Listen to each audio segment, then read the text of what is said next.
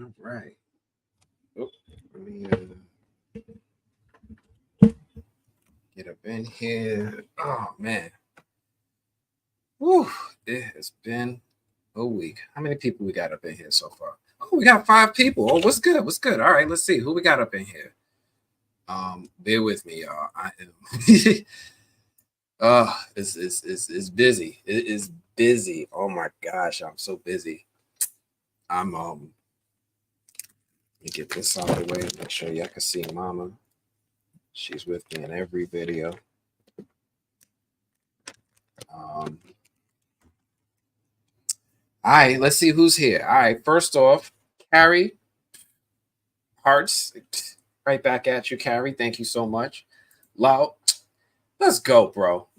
Let's go, bro. First off, Lord's Realm. Have y'all seen on Instagram? We posted some videos from the Penguin red carpet premiere. That's the movie blog. We out here. Oh, can y'all even see me? Don't worry, I'm gonna get y'all because we actually been doing some big things. We did the red carpet premiere for the Penguin. We got to speak with Colin Farrell. We got to speak with a bunch of stars from the show. I was about to hit you up because it looked like I just got we about to do another one. Oh, we about to do another one. I'm gonna come to this one. 15 people. All right. Thank you all for joining. Look, I know it's a Monday. I know we got a lot to talk about with that episode of From. Do I have some surprises in store for y'all too? I might have a surprise or two. Let's see how it goes. But I appreciate y'all all for coming here. Who else we got up here? Bitey. Yo, Bitey. I always enjoy seeing my man Bitey up in here. Bitey be coming through with the details and the facts. Like, if there's something small that we missed, Bitey got us covered. She Sweat Keith. Yo, welcome to the building. Appreciate you. Tampa's in the building. Miss Parker. Miss Parker. Lord have mercy. Welcome, Miss Parker. Greek girl. What's good, Formally? Welcome. KT Wolf just subscribed. Yo, you made the right decision. Welcome. Thank you for subscribing. Listen, I'm doing these videos out of sheer love. I think I've made it clear in the breakdown that I published yesterday. I'm not monetized. I'm doing this for the love of you guys and also for the growth of the channel. The best way you guys can support me is, there's 2 things y'all could do if you really, really want to. One, you could definitely like and subscribe. And if you want to donate, you're welcome to donate. I'm not going to ask you to donate. I'm going to stop there. That's the only time you're going to hear me mention it. But listen, subscribing, that's a big thing. It helps me to get more opportunities to do great things on this channel. For those of you who kind of saw what I did last season, you kind of get the idea, the type of guests we have coming through here. I was told that I need to increase my subscriber count. And so far, y'all been doing it. 10,000. Let's go. 10,000. Thank you all for subscribing. Yo, I appreciate y'all for real. I love you all. I did want to thank you all for the latest subscribers. Again, KT Wolf, you made the right decision. I appreciate you coming through. Everybody else in the comments will probably let you know that this is the channel to watch. I'm not going to knock any of the other YouTubers out there that are covering From, but I will pat myself on the back and I will tell you, this is the channel to watch. This is the one that's a little bit different. I do have some big things for y'all. I'm just multitasking. I do want to give my thanks and shout outs real quick. First off, thank you to V Love. Thank you to Josie Thomas. Thank you to Olanda Thompson. I appreciate y'all because y'all been cash apping me knowing every little bit helps. Yo, Alonda's doing big stuff. Like, Alonda stay donating too. I really appreciate it, and I love you for that, Alonda. Thank you so much. You keep this up, you might be able to claim me on your taxes, right? I might be a dependent.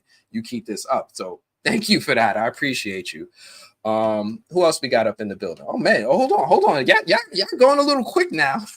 32 people in the building. That don't even count the people that are watching on Twitter. I was thinking about putting it on Instagram, but I felt like the Twitter audience, y'all the frumly for real. Riri, hello. How you doing? Appreciate you coming through. Kayla Dashy, hey. Just came across your channel last night. I was craving from content after that first episode. I'll be sticking around. You made the right decision. You made the right decision. Kayla, I appreciate you coming through. Hey, if you do like, please subscribe. Subscribe to the channel. That'll be a big help. It'll help us throughout the season for me to do some great content going forward. I have some surprises for y'all tonight, but listen, subscribe. You're gonna want to keep up with this stuff. Also, if you're interested, I did put up like a super combination of my From season 2 coverage. You could definitely check that out as well. Like what we talk about in From season 2 is going to help inform what you guys see in season 3. Trust me, you're going to need to know some of that stuff we talked about in season 2. So if you have a day or a minute, throw that joint up in the background. It's like 5 or 6 hours long. Just throw that joint up and let it play. You're going to hear stuff throughout the season as I hit you with the clues and theories that you're going to need to know. 41 people checking in. 6 minutes, 41 people. I appreciate you all. Thank you, thank you, thank you. Author of Level, yo. Where you from, Author of Level? That's that. I'm in my head. I hear the New York, like like I hear it. Where you from, Author of Level? I need to know where you from. Barney B, welcome, Fromsters. I appreciate you too. Miss Parker, you laughing? Author of Level, birthday, yo, happy birthday, Author of Level. Listen, I can't sing, but you just imagine I'm singing in your head, okay? Imagine I sound like Luther in the shower. Happy, all that. That's for you. I appreciate you for coming through. And I hope you had a wonderful birthday. I can't wait to see you throughout the rest of the season. It's going to be a blast this season. I'm neck deep. I'm a little behind in breaking down my episode 2. I wish I could show you how to screen. You probably see some of the, I think like an inch of the tables I'm working with over here. I'm doing my episode 2 breakdown. I'm a little behind. I wanted to have it done, but Rings of Power, Penguin, from help. Appreciate you though. Hope you had a happy birthday. Gothic Chick, hey girl, you know, Gothic Chick's my day one, right? All of y'all need y'all to show some love and respect to Gothic Chick. She out here is my day one. I appreciate you for coming through. CA 1983. 1983, that's the best year, you know. That's the best birthday year. If y'all didn't know, 1983 is where it's at. We had the best of both worlds, right? We right on the early millennials, but in a little bit of that work ethic and kind of wherewithal of Gen X's. Like we got street credit, we got street smarts and book smarts, right? I can write this email and I can navigate you through the hood. That's 1983 right there. What's going on? Oh, let's see who else we got up in here. I saw Bitey, CA, Vanessa Wicked. Thank you for coming through, Vanessa Wicked. I appreciate you. I know we got a lot to talk about. I'm giving all my shout outs out the way. Again, thank you to all those people who were giving me some cash apps. I know, ain't no super chat button. I know. I learned the hard way not to do dumb stuff. Like, don't make content that you make for YouTube and also use it on Facebook, because that's called reusing content. They don't want you to take your YouTube content and also post it on Facebook because they don't like that. So I learned the hard way. I know I won't be able to monetize until literally after the season ends. So like right after the season ends, then I'm gonna get some tail end of whatever. I don't know. I'm not happy. Who else we got up in here? Yes, 10. On my levels above T. That's the mood I'm in right now. That's the mood I'm in. We moving up. All right, let's go. Let's see what else we got. Look, there's a lot I want to talk about. And I'm going to be here giving shout outs all night if I don't get into it. So there's a lot I want to talk about. There's a couple ways I could take this video. You guys know I like to show you guys stuff raw and early. So there's a couple things I could do. One, we could go over last night's episode and we could talk about what we saw. I know that's a big one. The second thing is I may or may not have some images from the second episode. And the third thing is I may or may not have a special surprise. So it's like, where do we want to go? What do we want to do with this? Are we going to go into last night's episode? Are we going to talk? We're going to show these images I'm teasing, or we're going to whip out my special surprise? And I think you guys are going to be really interested in this special surprise. Honestly, I think the special surprise could take up the whole live. To be honest with y'all, it could take up the whole live. I don't know which way to go with it. Part of me feels like I should just talk about episode 1, at least just a little bit. I know I did that video and I released it. You guys hit me over the head with so many comments. Thank you all so much for that. But we could definitely just get some of these reactions, talk about some of the things that we noticed and want to go deeper into, and then move on into the episode 2 stuff. But hey, that's what I need you all to do right now. Let me know what specific moments y'all had from the episode y'all wanted to talk about. I could pull it up, I think, on the screen, or at least screenshots from it, and we could talk about it. And we could go from there. But I'm with y'all. Y'all lead the way. Let me know what y'all want to know from me. And if I haven't already said it, hey, if you guys are watching, it looks like there's about 60. Thank you, God. Thank you. There's about 60 of you all watching right now. If y'all could please do me a favor, give this video a like. If you're not already subscribed, please subscribe. Subscribing is what is my sustenance right now. It's my food, it's my money, it's my love. This is my love language. Okay, ladies, my love language is a subscription. Let's do it. Who else we got up in here? We got Miss Debbie. Appreciate you. Lord, I done said you already, man. You over here, you want some attention? You want me to Dion Sherman. Oh, yo, what's good, Dion? What's going on? Thank you for coming through and enjoying the formally. I appreciate you for coming through here. Jeffrey, greetings from Amsterdam. Listen, that first episode was wild. That first episode was wild, wasn't it? I mean, I'm glad that you're here. I know it's like, what, 10 o'clock for you? Thank you for checking us out. We got a lot to talk about. You're going to appreciate this live. Thank you. Thank you for coming through. Vanessa, you said you are following me. I appreciate you. Thank you.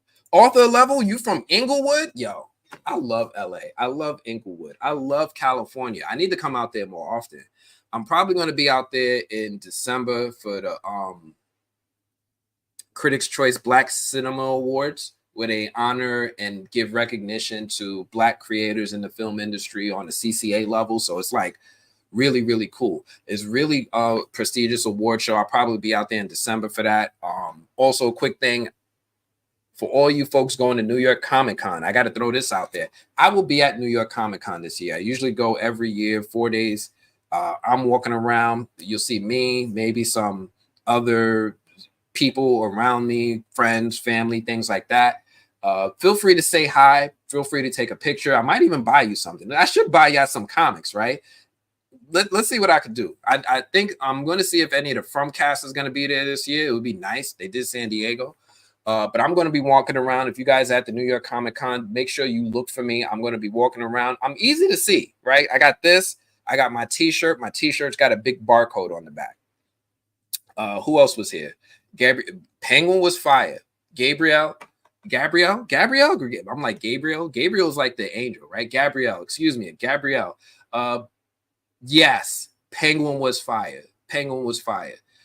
There's a lot to cover there. I got the footage and I'm sitting on it. I'm like, if you guys want, I'll share some of the interviews maybe towards the end, because I know most people are here from. I don't want to go off on too many tangents there, but if any of y'all want to stick around towards the end, and maybe I'll show y'all some of the interviews. I haven't even gotten them published yet. Y'all going to see some early stuff. Let's see who else we got up in here. New stuff, please. New stuff. You want to see episode 2 stuff? You want to see that new episode 2 stuff? Let me see what I could do. I can show y'all some stuff. Yo. Tian Chen getting her cat peeled back. That was wild. Can you be a little bit more reverent towards the woman, though? She's somebody's mother. Fuhan. Damn it, man. Fuhan ain't getting no wins.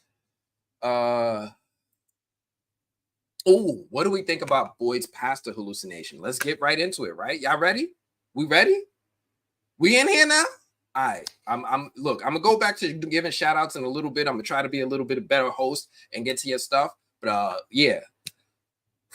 What do we think of Boyd's pastor hallucination? So I think if you guys checked out my video yesterday, you might have noticed I called that out, right? Like at first I thought it was just like Boyd having stress related hallucination. Even Jade alluded to something like that before. But one thing that made me stop and think about it, and I had to really pay attention, was that nobody has had a hallucination that wasn't real. Now, arguably, the two people who have would be Boyd with this Pastor Khatri or Father Khatri. The other one would be with Jade, because he had a whole conversation with Tom, the bartender. And even that was a little weird to me, because Tom, like in that scene, if y'all remember, like I'm playing this in my head, but if y'all remember, Tom and Jade were going back and forth, and Jade was questioning him logically what he was. He's like, I'm sure you're just a stress-induced hallucination. But something that he mentioned that we saw was that Tom was like tasting the alcohol, like the vodka or whatever, and he was like, "Oh, you improved the formula." And then he was also moving stuff around. Like he moved the bottle, and I think he might even poured Jade a glass. Now, sure, it could just be all a figment of Jade's imagination, but moving furniture around and having a conversation just feels like next level hallucination, Like, yeah, they could just be like, oh, Jade was in the room by himself and he moved it, but maybe not. You know what I mean? So with Father Khatri, it started making me think, what is the purpose of Father Khatri having these conversations with Boyd? Now, one thing that I have noticed is that in the writing, it doesn't seem like Father Khatri is ever giving Boyd new information. He's not saying anything that Boyd doesn't already know. And it does actually sound like he is wrestling with his own conscience. But this last episode sounded like a little less supportive and almost like he was trying to bring him down. Like, what are you going to do? All of these things are going wrong. You're really just going to be hopeful? Like he was bringing the wrong energy. And it started to make me think, what if this hallucination ain't really a hallucination? You know what I mean? Like he saw his wife, he saw Martin. Is this along the lines of the things that he's witnessed and seen already? Or is this really a stress-related hallucination? It made me question it, right? Like, I don't have an answer to it yet, but I think that they've given us enough to at least question it now and not just take it for granted. So that was a great observation, Gabrielle. Thank you so much for that. Everyone says the season's about breaking Boyd. They're breaking the fuck. Kenny. If y'all haven't already noticed, Kenny is in the beginning of his origin, his villain origin, right? This is one bad day, right? That's what the Joker always says. All it takes is one bad day. My man has had several bad days in a row. His dad got and gutted. That was horrific. The girl he liked started to like him. Kissed this man on the cheek and started to give him some play. And then she left him for her fiance. That was bad. He finds out that his surrogate dad is hiding stuff from him when he was hiding Sarah, and knowing the fact that Sarah left the door open that took out Kenny's dad. Like, he's having a horrible, horrible week or month. He's in the early stages of his villain origin. And at least that's how I feel. That's what it feels like. Now, I'm going to be honest with y'all. Some of y'all already know, like, I'm a little bit ahead. I'm going to be careful not to say nothing reckless. But if there's something I don't know, I'm going to tell you guys. Like, I don't know. 80 people. Thank you, God. I appreciate you all for coming through. Let me see who else is here. George, you live? Come on, man. Come on, man. You know I'm live. I got to do it sometimes. Look, 80 people. This 80 people? 80 people? That's a respectable number. That's a respectable number, bro. Appreciate you for coming through. I love you. Thank you for coming through and showing support. Thank you. Do you? I just said Dion. We here, bro. We on the same wavelength. You Professor X of me right now. Like, yes, yes. I absolutely think this is his origin, villain origin. Yeah. Anthony, are you going to Anime and Food Fest in Brooklyn on 10th? Anime? There's an Anime and Food. Look, I was in Anime NYC in August, and I didn't know I was going. But Anime and Food Fest in Brooklyn. Let me write this down because I why not? This is you in my stomping grounds. Look, all I got to do is hop on a bus. Yes, in Anime and Food Fest Brooklyn. I didn't even know this was a thing. I didn't even know this. I didn't even know. Oh, okay. October 25th. Say less. Say less. I'll go. Why not? I'm absolutely gonna go. Thank you, Vanessa. I appreciate you. All right, let's see what else we got. Who else we got here? Shell D44. Hey, appreciate you for coming through. Thank you so much. 86 people checking us out. Let's go.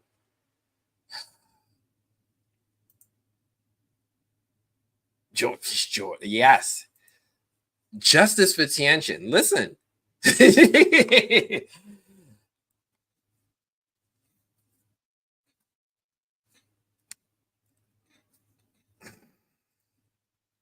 May Kent. Okay.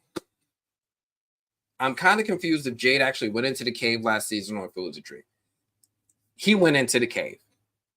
He went into the cave. It wasn't a dream. Now the question is he hallucinating things or are they really there? But yes, Jade absolutely went into the cave last season when he was looking for the symbol on the wall and he ended up seeing the symbol in the ceiling through some roots and stuff, right? And the Ankui kids. That actually happened.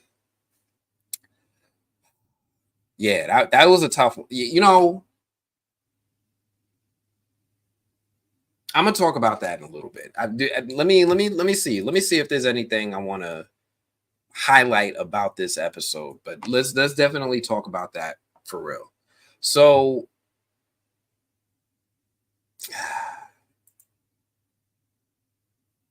I need a little bit. I need a little bit of time to talk about Tianjin. Let me get a little bit of time. If his girl's fiance pulling up to Frontville didn't turn him into a villain, I think he's going to remain a good guy. LMAO. You know, Kenny has every reason to turn full villain, and so far he's been made of sterner stuff, and that's honestly feeling like it's a result of his upbringing, his family, some of the stuff that he's seeing from Boyd. But every man has a breaking point. Every man has a breaking point, so we just got to see where he's at in this story. I feel like Kenny is going to break at some point. I would totally understand if he did. We haven't seen it yet, but it feels like it's gonna happen. Mesa, Arizona. First off, Arizona is a beautiful state. I love Arizona. I went to Phoenix a couple times. Like, look, I'm serious about Phoenix. When I go to your town and I start going to open houses, right? When I start looking at real estate, I'm like, yo, can I live here? And I love it. It's that wonderful dry heat. I was walking around in a hoodie. People actually recognized me. I got recognized in Arizona. That was great. Yeah, I got wild cats in downtown Phoenix. Like straight up wild cats. And I don't know what to make of them. I'm like, and they're bigger than normal cats. That kind of is a little weird to me. I didn't know what to do with it. Like in New York, we have cats. They're wild, but they ain't look like them cats. Them cats look like they belong in a zoo. Like, I love Arizona, but I don't know. I'm a city boy. I'm an apartment kid. I don't know what to do with wildlife like that. Listen, Nalia, yes. First off, Nalia, thank you so much for coming through. I appreciate all my people from New Blurred Order. Listen, I want to mention this now. Saturdays in the morning, probably between 9 and 10. I don't know. I don't know when we're going to have the link up. I wish I knew sooner too. But as soon as I get the link, I'm going to be going live with the New Blurred Order every Saturday morning. We're going to be talking about movie news, TV news, throughout the week. We're going to be talking about Rings of Power. I'm trying to see if we could talk about some From there as well. But we're probably going to touch on that in some Penguin as well. So join me on Saturday morning. It's going to be a crew thing. There's like 6 of us. Trust me, if you look back at my lives, there's this one we talked about with James Earl Jones and a few other topics, Rings of Power and more. Check that out. You'll get an idea of what we're going to be doing live on Saturday morning. I'm going to be live on this channel on YouTube, and I'm also going to be live on Facebook. Join us. This is a great time. I love this show. I'm in. I'm like trying to be a regular cast member. But thank you for coming through. I appreciate you. New Blurred Order love. Yes, get some popcorn. Listen, I am entertaining, right? It's my jokes hit. I don't want to hear your nonsense about I ain't that funny. Yes, I am. I appreciate you. Yes, in Brooklyn, 1025. I'm there. Look, I'm there. I don't see any reason not to go. So I'm gonna hit them up right after this. I'm gonna see if they'll hit me up with a press pass. If they don't hit me with a press pass, I'll just buy the ticket. We'll go from there. Yeah, Kenny about to spend yo. I can't talk about that. So I'm gonna say something that's obvious. Kenny will find out. I can't say when he finds out or the circumstance. Kenny will find out, right? Eventually, right? And like I thought the end of last episode was tough for me because like, you know, you guys see like I make sure I put my mom in my video every time. I lost my mother a couple of years ago. It's very hard for me. Sometimes when I'm watching shows or movies about people losing their mom, it gets hard for me. It gets harder. Right? This first episode was hard. It gets harder. So I'm not gonna go too much into it. I'm trying to keep myself together, but it gets heavy. It's not pronounced like the angel, but I still am one. Appreciate you. All right, Gabrielle. Not Gabriel, Gabrielle. All right, like Union. Got you. Oh, let's see who we got. Lord, my bad. I missed it. I didn't even hear. I just went back though, and let's get it. You already know the next one's going to be the best one. Look, I got you. This one is you know what? I'm gonna text you because I don't want to put it out there and then something wild happen. But we doing another red carpet. We in there. Check out the Penguin. When Transformer come in, G.I. Joe. So the Transformers movie came out, and I got invited to like 2 or 3 screenings for it. And I couldn't make them. It was just so much going on and I couldn't make them. So I want to check out the Transformers movie. I'm seeing good things about it from other critics. The box office, I don't think did too great, but I mean, I didn't have high expectations for this one in the box office, right? It was a different animation style. It didn't look like it was part of the old series. It was something different. I don't know if did anybody here check out Transformers. Should I go see it or should I wait for it to hit cable? Should I wait for HBO? Let me know. But yeah, you know, Transformers, they just did that new movie. It came out. It seemed like it was more for kids. Definitely check it out. I would say on Tuesdays, if you have kids, to go check it out. It seems like it's a little bit more family oriented. They did announce a new G.I. Joe movie as well. And I think Chris Hemsworth is pulling double duty because he's also, I think, in negotiations to play Duke. So he's playing Optimus Prime in Transformers, and I think he's looking to play Duke in the G.I. Joe. So that's wild. Yeah, Tien-Chen was the town's mom, yo. All right, so I'm gonna sit here and I'm gonna end up going through comments for 2 hours messing with y'all. We do this every time. I just be having a good time talking to y'all. Let me see. ML's love your commentary channel. Thank you so much, ML. I appreciate you. It's a lot of work, a lot of research to kind of like come up with observations, but also filter out things that I don't think are worth presenting. So I appreciate you all appreciate me in all that effort. If you guys see it, I see you appreciating it. I do it for you. I do it for the appreciation. I do it for the love. And I do it just to educate people, not just in the way that people are just doing what I think is a little bit more You know, I ain't even going to criticize other people. I'm just not doing it like other people, right? You'll see the difference between when people are doing something their way and when I do it my way. So I love that you guys see that, and I hope you appreciate the hard work and effort that I think you guys do. Um, Shell D44, you posted a theory on the Tilly vid. Oh man, all right, I got to go back to it. It's the one that I just published today. Who is she really? If it's that one, I'm gonna go check out the comments. I've been trying to keep up with it. There's a lot of comments, y'all. There's a lot of comments.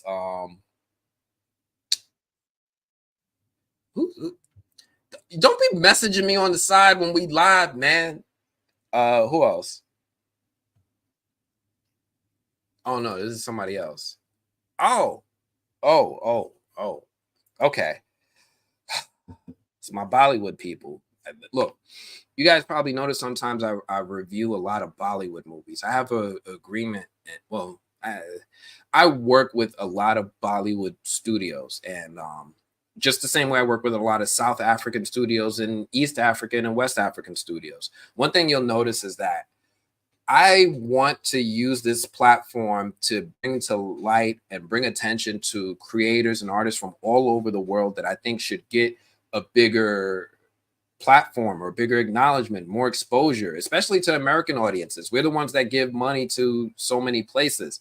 They're making great content. They're making great stuff. If you guys want to find stuff that's really good along the lines of American content, like Get It on Z5 Global 1111. Yeah, yo, that show right there is fire. Like I can't even front. That show right there is fire.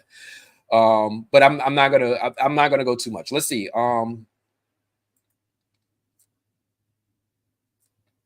Let's see. I thought it was Boyd talking to himself this whole time. I thought it was too, but like I said, we got to throw in the question that I don't think Boyd has hallucinated anyone that wasn't really there. Right? We've seen him hallucinate his wife. We've seen him hallucinate the ballerina. They were all really there in a way, right? So I don't know. I don't think that this one is I think we have enough to at least call reasonable doubt. Let's see what else we got. Greek girl. You're the only person I've seen that agrees with me about Nana Tilly. I don't get evil from her at all. No, I don't. You know, I feel like there's a lot of people who want to make sense of it though, right? Because we are seeing things that happen throughout this season and throughout this series to make us look at people and be like,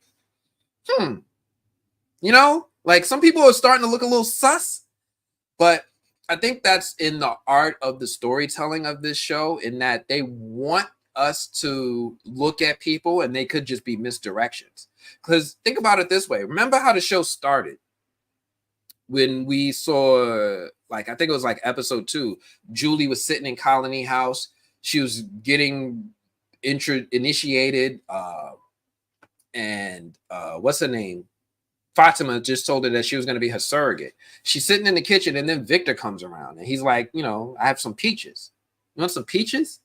I got peaches in a can. You know, she says that I can have some, even though we're not supposed to take them. And he's creeping Julie out. And that was, to me, the first sign that the show was really into doing things to misdirect us by making us very suspicious of Victor in like a really creepy kind, not that kind of, you know, like creepy against women kind of way. Like bro is watching her sleep, drawing her, offering her peaches. Like it was supposed to give us the idea that he was one type of person when he was really just a man child.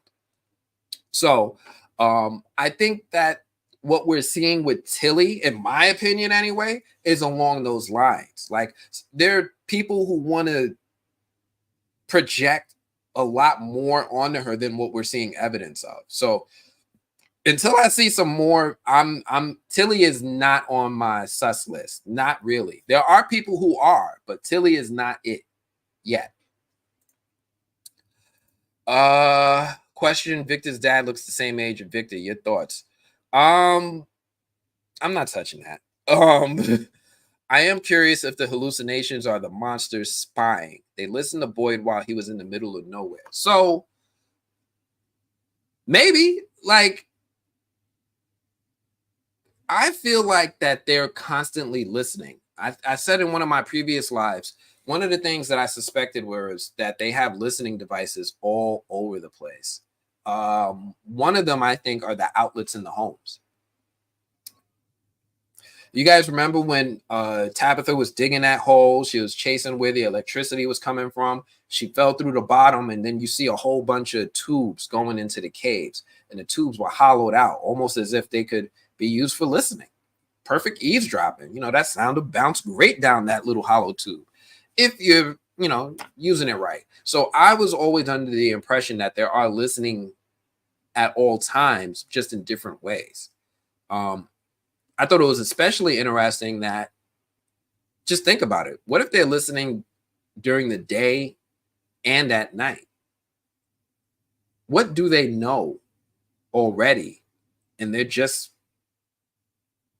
playing dumb. Like, there's so many different ways we could go with that. And I honestly do agree that they're listening at all times. I don't know if it's the hallucinations because everybody's having them, but maybe.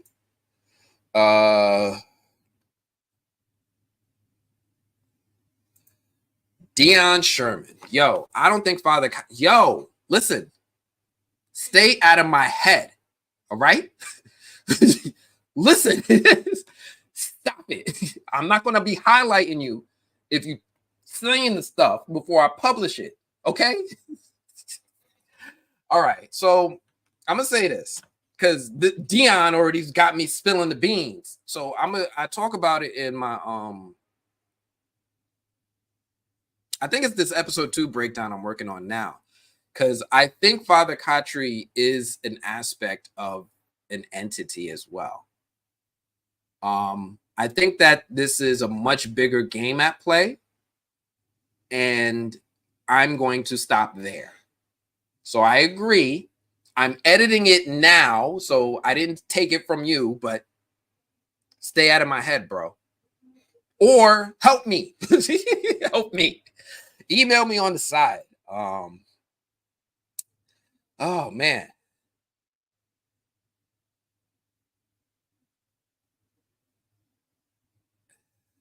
Greek girl, what you say? He talked for real like Father Khatri does. He talked like for real Khatri, like Father Khatri always did, though. What if his soul is trapped there and it's actually him?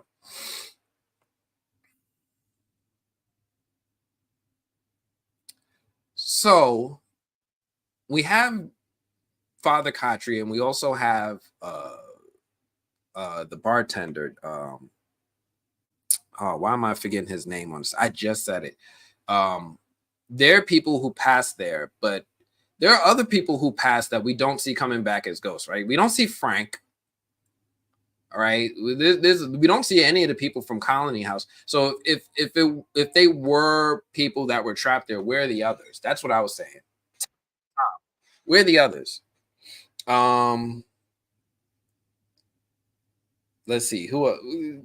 I'm not going to dismiss it, but I need more, right? Like, for me to really feel confident in it, my thing is, like, I like to poke holes at my theories, and if I could find too many ways to like poke holes at it, then I'm not going to publish it out there. But I do like this one, and I'm along that way of thinking as well.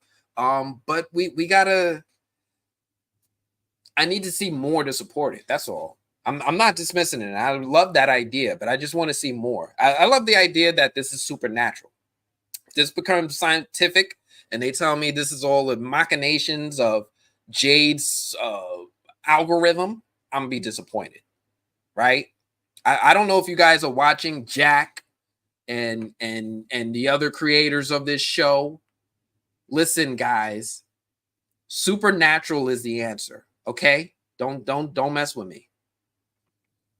Let's see. I felt Tom motivated Jade to really put on his thinking cap. He absolutely did. He had to humble Jade by letting him know he was a professor at where was it? It was in California, one of those universities. Let's see. All right, let me jump ahead because I am very, very, very, very, very, very behind in count. Oh my goodness. I'm so sorry.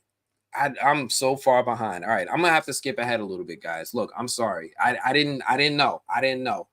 But we've already been going for like 40 minutes. I'm gonna do this. I'm gonna put up some like background. I'm gonna address some more questions.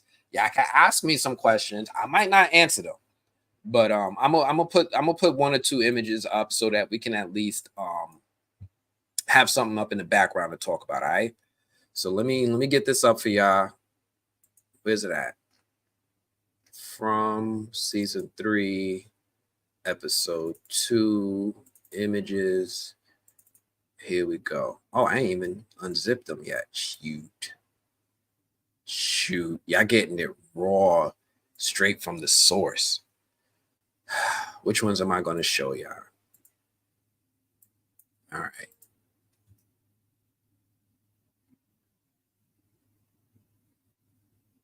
Okay.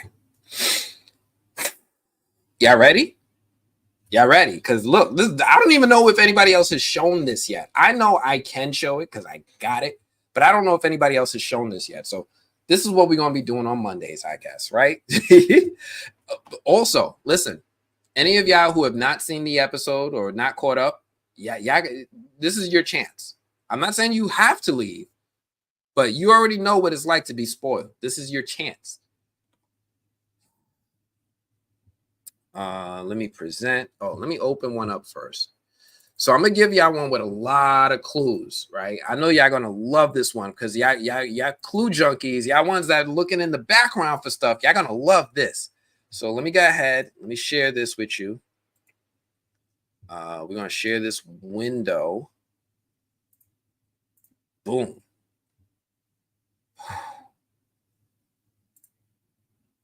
There you go. Look at there. Look at that. I know everybody wanted to see these pictures back here. Yeah, all had. I know we had the blurry pictures before, couldn't quite make them out.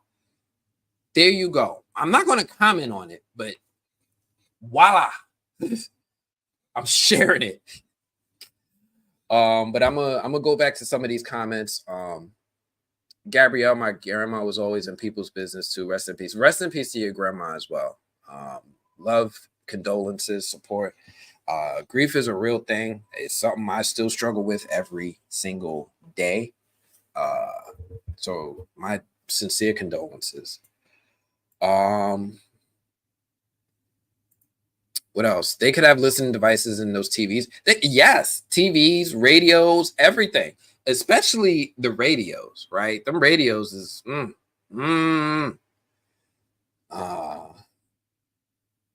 let's see. What else we got? What else we got in here? I know y'all got some questions in here. Who OMG? This is this. OMG in this, right? This is from the trailer, right? Nah. No. This scene was in the trailer, but this image, I don't think anybody's seen this resolution of the image. This is not from the trailer. This is from the next episode. I get images in advance, and I get to share them. I get to share them with y'all. I don't think any of the other creators have them. I don't know if they do. If they do, I don't know. But we all know that at least here on Mondays, I got you guys. I got you all covered. We saw y'all saw this? Where y'all saw this at? You saw this one? This one. I know there was like a shot of him from the side and you could kind of see stuff, but this is a shot on, straight on. Look at this resolution. Let me zoom in for y'all. Let me show you. Look.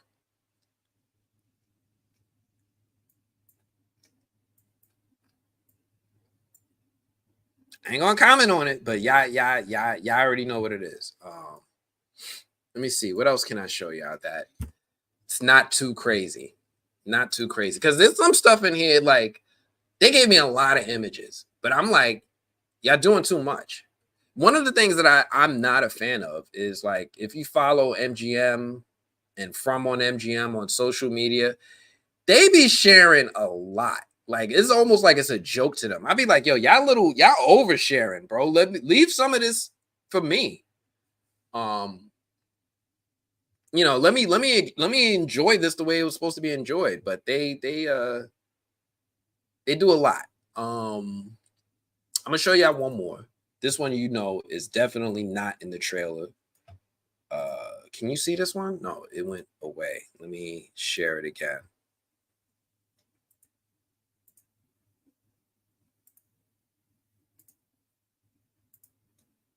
There you go. That is definitely not in the trailer. So we know some stuff. We know some stuff is going on. These all have just been leaked plus more. Ah, dang it. Dang it. They beat me to the punch. Look, I don't understand. I just don't understand. I don't know who put all this out, but at least we could go through them together. Let's see what else we got.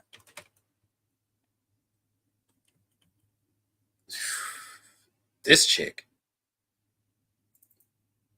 So there's context to this scene, and there's a reason she has that look on her face. Let me see. Let me go back to what we were talking about before. Look at the NPC when Tabitha is looking at the boy in white, waving at her. The NPC is walking towards the boy in white. Then Tabitha walks out in the road, and the same NPC is next to her. She jumps. I'm gonna have to go back to that because there's a whole bunch of stuff about what happens in Camden that I can't talk about yet. They all over Discord. God dang it. Dang it, Cal. I guess y'all gonna see it anyway. So look, I'll roll through the images. I probably won't comment on them. I still do have a surprise for us that I want to get to. And we'll talk about it. We'll talk about what I can talk about. Some more of these family photos on the wall. I know everybody loved the family photos. It's a familiar looking jacket, ain't it? Jacket look real familiar. Who saw it on Rotten Tomato? Dang it. MGM, I don't understand. I don't understand. I don't understand. Dolly Cook, first off, Dolly, thank you for coming through. I appreciate you for coming through. Where are you checking in from? Where are you from? All right, that's a wonderful question. Where are you from? I love to find out where everybody's checking in from. We have some people from Amsterdam. We have some people from England. We have some people from California. I'm in Brooklyn. So I'm curious where everybody's checking us in from. Can you share my post based on the From software? Yeah, I could do that. I could do that. I know you did mention that earlier. Oh, dang it. I didn't mean to close that. I did not mean to close that. But I could definitely share your post about the From software. You did bring that up in there. And so yeah, we could talk about it.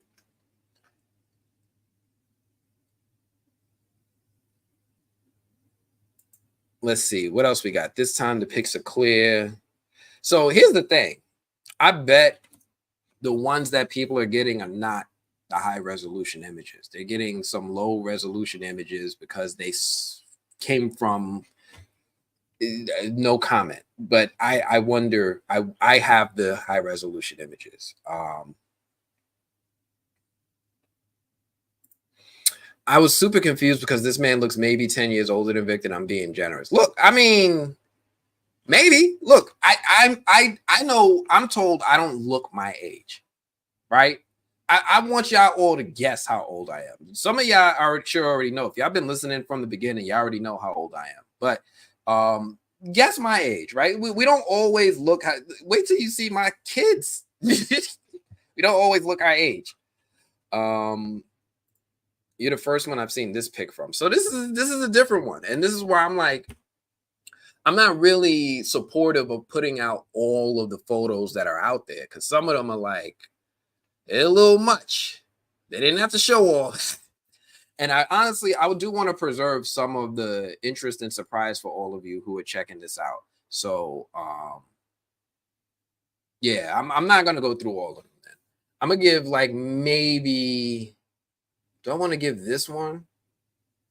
All right, let me ask y'all a question. We have a choice. I'm gonna give y'all a choice.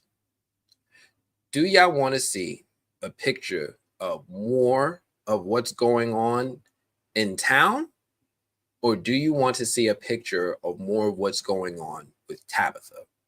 Right? I'm gonna give y'all like 2 minutes, and y'all tell me which one y'all want to see more of, and I'll put one more picture up. And I promise it'll be a good one, depending on which one you choose, and that's where I'll stop.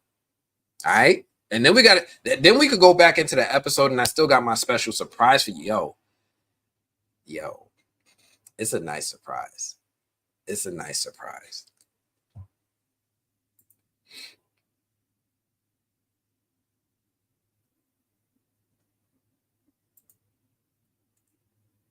One of the left picks has only 3. I mean, yeah, you know, not everybody's in every picture. Somebody's got to be holding the camera.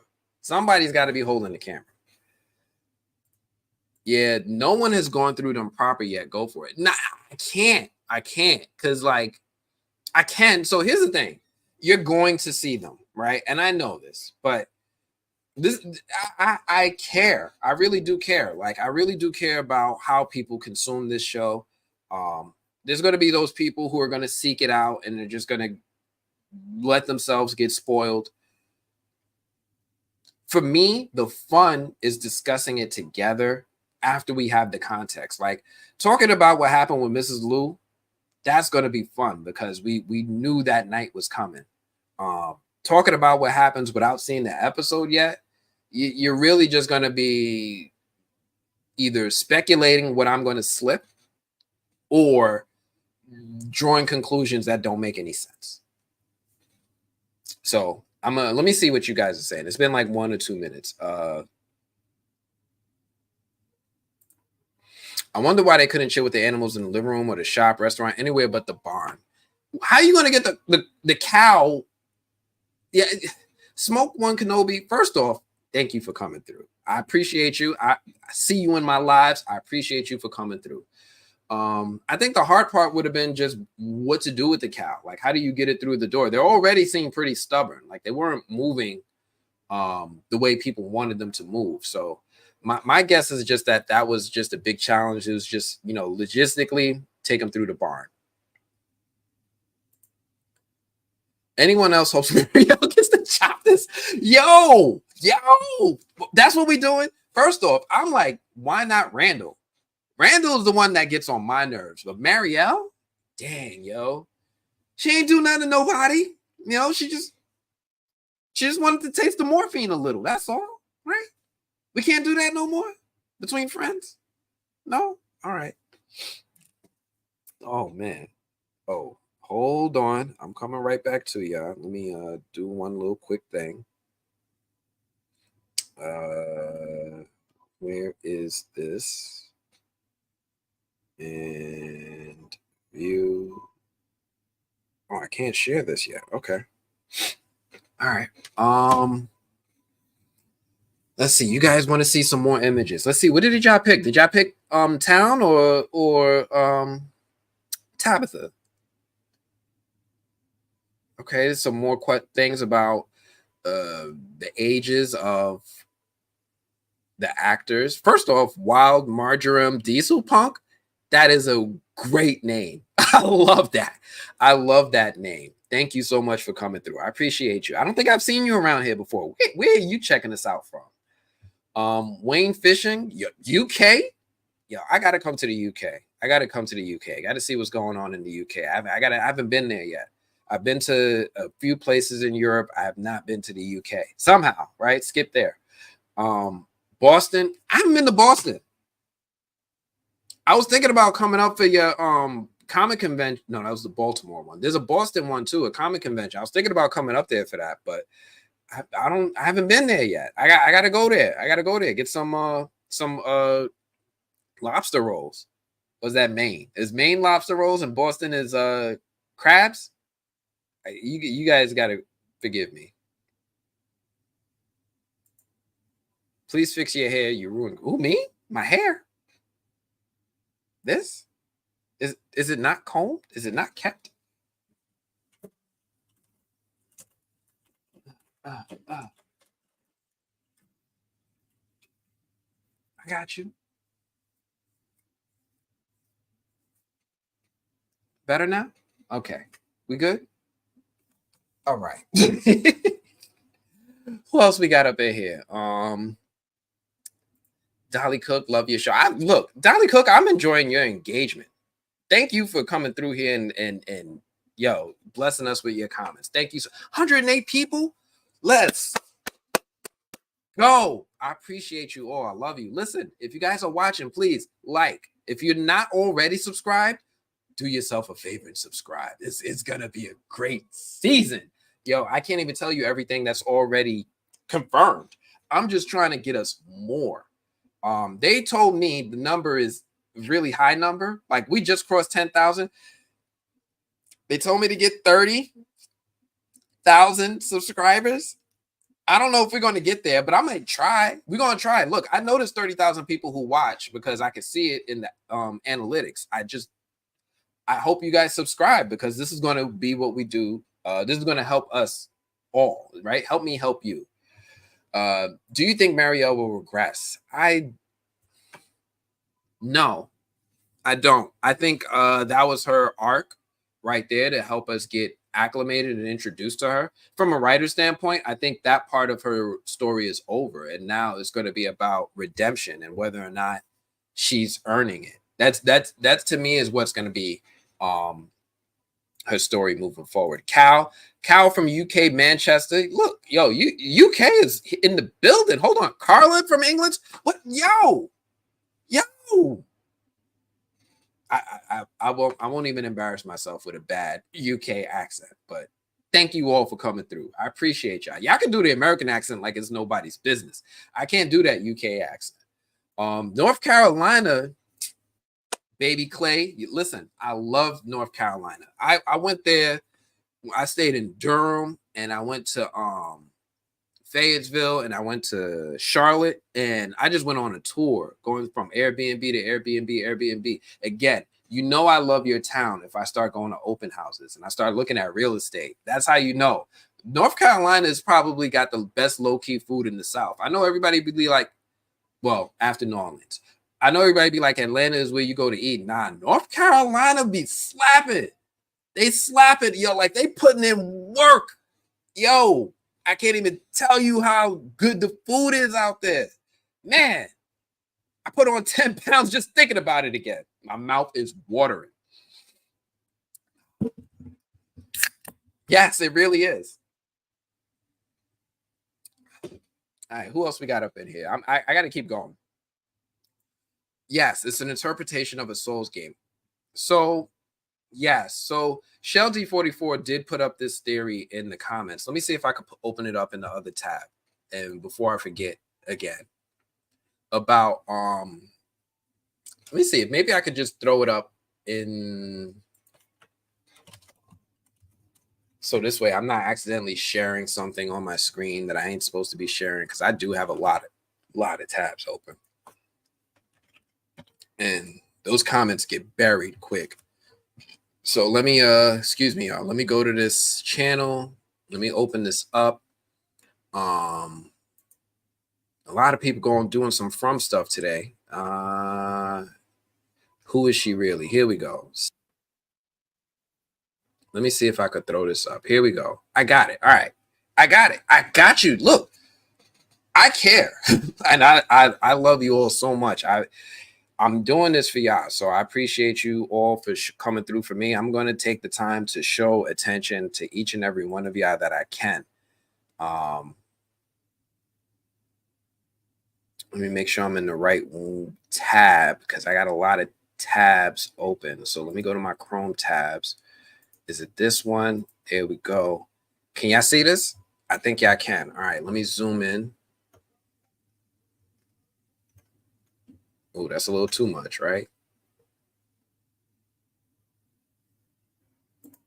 So Shell gave me this theory earlier, and I'm gonna read it out loud. I know y'all can read too, but I'm gonna read it out loud for y'all. Bear with me. My screen is over here, so okay. Hear me out because this is a stretch, but here's my guess. So there's this software company in Japan called From Software. They make the hugely popular Dark Souls video games. If you search the various game plots, you come across bloodborne diseases that create monsters that the player has to defeat. Lots of similarities. I think we're looking at a game. What I don't know is whether it's single player or multiplayer. If single, then Boyd's the main player. If multi, still Boyd, possibly Jade, the software designer, Tabitha, because she escaped. If we start looking at it like it's a video game with clues and puzzles that unlock helpful items, I think that's what we're watching. Also, Tilly is definitely an NPC. We have to start narrowing down who is really relevant and who is a distraction. Shell D, shout out to you. Shout out to you for saying this. I totally agree that this is more like a game. I do think that people are playing roles. Now, it does lean into it being technological manifestation as opposed to supernatural. Like if this is really Jade's algorithm at work, and whether or not this is like some hive mind dream thing. It could be. And here's my problem with that theory. I went live with the movie guru the other day. It was like a week ago now. Jeez, it's a blur. I went live with the movie guru, and if you haven't already seen it, yo, this man makes the hardest from Jeopardy questions I've ever seen in my life. I failed miserably, but it was a fun time. But I mentioned how I don't like this theory because I can't disprove it yet. I don't put it out there because I don't like it. I really want it to be something supernatural, but the technological theory does have a lot of legs in that, you know, Jade has given us clues about it. There are reasons to believe that other people have been exposed to it before coming to From Town, and it absolutely doesn't have enough yet for me to disprove it, to just dismiss it. So there's definitely a lot of possibility that this is a technological thing and that this is the result of Jade's software company at work. He talked about how he was creating an algorithm in quantum computing, which is the type of computing that powers AI. And it's interesting. It's interesting. What he didn't allude to or clarify was what the application of it would be. So we don't know what he's using it for. I need help, y'all. Somebody help me disprove this thing. I need this one to go away. I don't want it to be true. It could be true. I just don't want it to be true. All right. Yeah. This one hurts me. I don't know what to do with this one. You hurting me right now, Shell. You hurting me. So maybe. Let me go back to sharing some images because that one.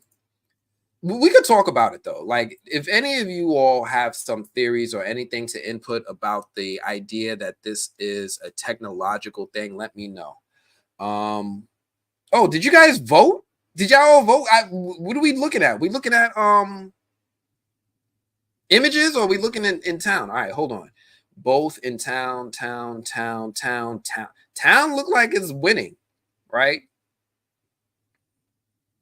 All right, so you guys want to see more of what's going on in the town and not what's going on with Tabitha. All right. So let me put up one more from the town. Let me see if I could give you this good one. Yeah, this is a kind of a cool one. This to me anyway.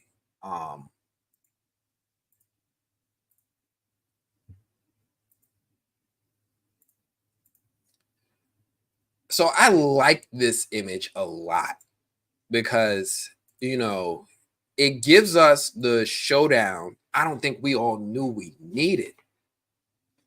Because, you know, one of the things that I think is going to be interesting this season are the pairs of people and the people who get grouped up together. In season one, you know, I think it was the first time we saw Boyd, Mrs. Liu, Victor, and Tien Chen all having a conversation about what to do with the town. And having these new pairings is really interesting to me. I think this stuff is really fascinating because it allows them to move the story forward in ways that we probably haven't seen enough. This is a pairing that needed to happen, right? The last time we see these two together was I think they had that girls' night, and Sarah was like, "Hey, you know, would you do something really bad if it meant saving everybody. She was like, and yeah, this meeting happens because we all know what happened. She enabled her. She was like, yeah, I would do it. Kill somebody, whatever. Conversation gone wrong. So this is another one from town. Christy's got a lot on her mind because so let me add some context to this without spoiling anything. Christy was getting really, really close with Kenny, like best friends, like my girl, like cut your hand and shake it and stuff, right? They was getting super close.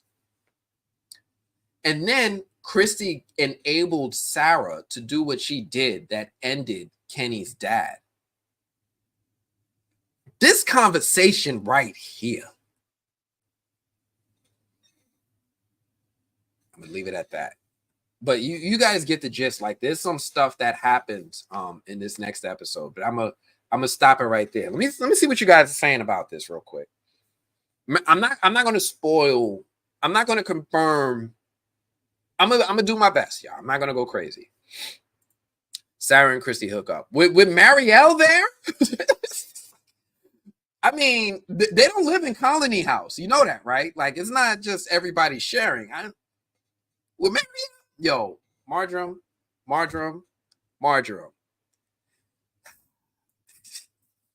You's a wild girl. I wanted to ask if the town people still wanted Sarah in the box. I mean, last time we saw them with Sarah, that was a definite yes. The only thing that I think that we saw that kind of slowed it down was that they had a bigger threat with people not being able to sleep. So she's still Sarah, right? She's still Sarah. So we'll see. What else we got? Oh, play test at like, oh, this ain't for me. Debbie, Bobebi, Banana. I get it. Yo, that's a fire name. I love that. Hey, thank you for coming through. Where are you checking us out from? Look, when you come through, I need y'all to announce where y'all from. I'm gonna give y'all a shout out. Y'all tell me if it's a good place to visit. I've visited a lot of places, but I do want to visit some more. Please let me know where you're from, Debbie, Bobebi. I just have fun saying that. Christy should have asked for yes. That was a little bit short-sighted. She's like, yeah, I would do anything to see my fiance. Screw Fuhan. What else we got?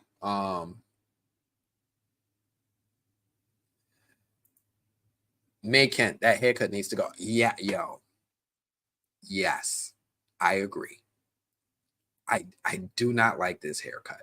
I don't like it. I think it needs to go. Good. Cal, Dark Matter. Wrong show, bro. Look, Dark Matter Dark Matter is a great show on Apple. I think all of the Frumley would love Dark Matter. It's another one of those shows on a channel that most people ain't subscribed to, but check it out. They give you a week free. Apple low-key has the best sci-fi shows out there. Foundation is, oh my God, my mouth waters at Foundation. And Dark Matter, let me give you the 30-second elevator pitch. Imagine a world in which a guy lives with his family, he lives the domestic life, and then imagine one day he gets bashed in the head, knocked out unconscious, and wakes up somewhere else. His family is not his family, his wife is not his wife, and he's a rich celebrity scientist. He later finds out that he is traveling the multiverse and was kidnapped by his doppelganger, who was jealous of the life that his alternate lived. Kidnaps him, takes his place, starts living in his house, sleeping with his wife. it gets intense. And watching this man try to get back to his world, it's got an incredible cast with Joel Edgerton and Jennifer Connelly and others. It's a fantastic show. I covered it on this channel. You could just watch my recaps. They're pretty good too, but you guys wouldn't be doing yourselves justice. Watch the show, watch my recaps right after. Trust me, these recaps are just as good as my From recaps. You guys will love Dark Matter and Foundation. But let's get back to From, right? Boyd and Don are gonna what? Little John.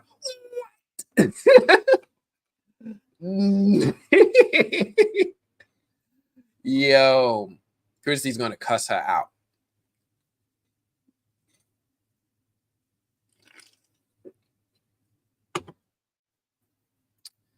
We need another pick of town. Miss T, you trying to get me in trouble, Miss T.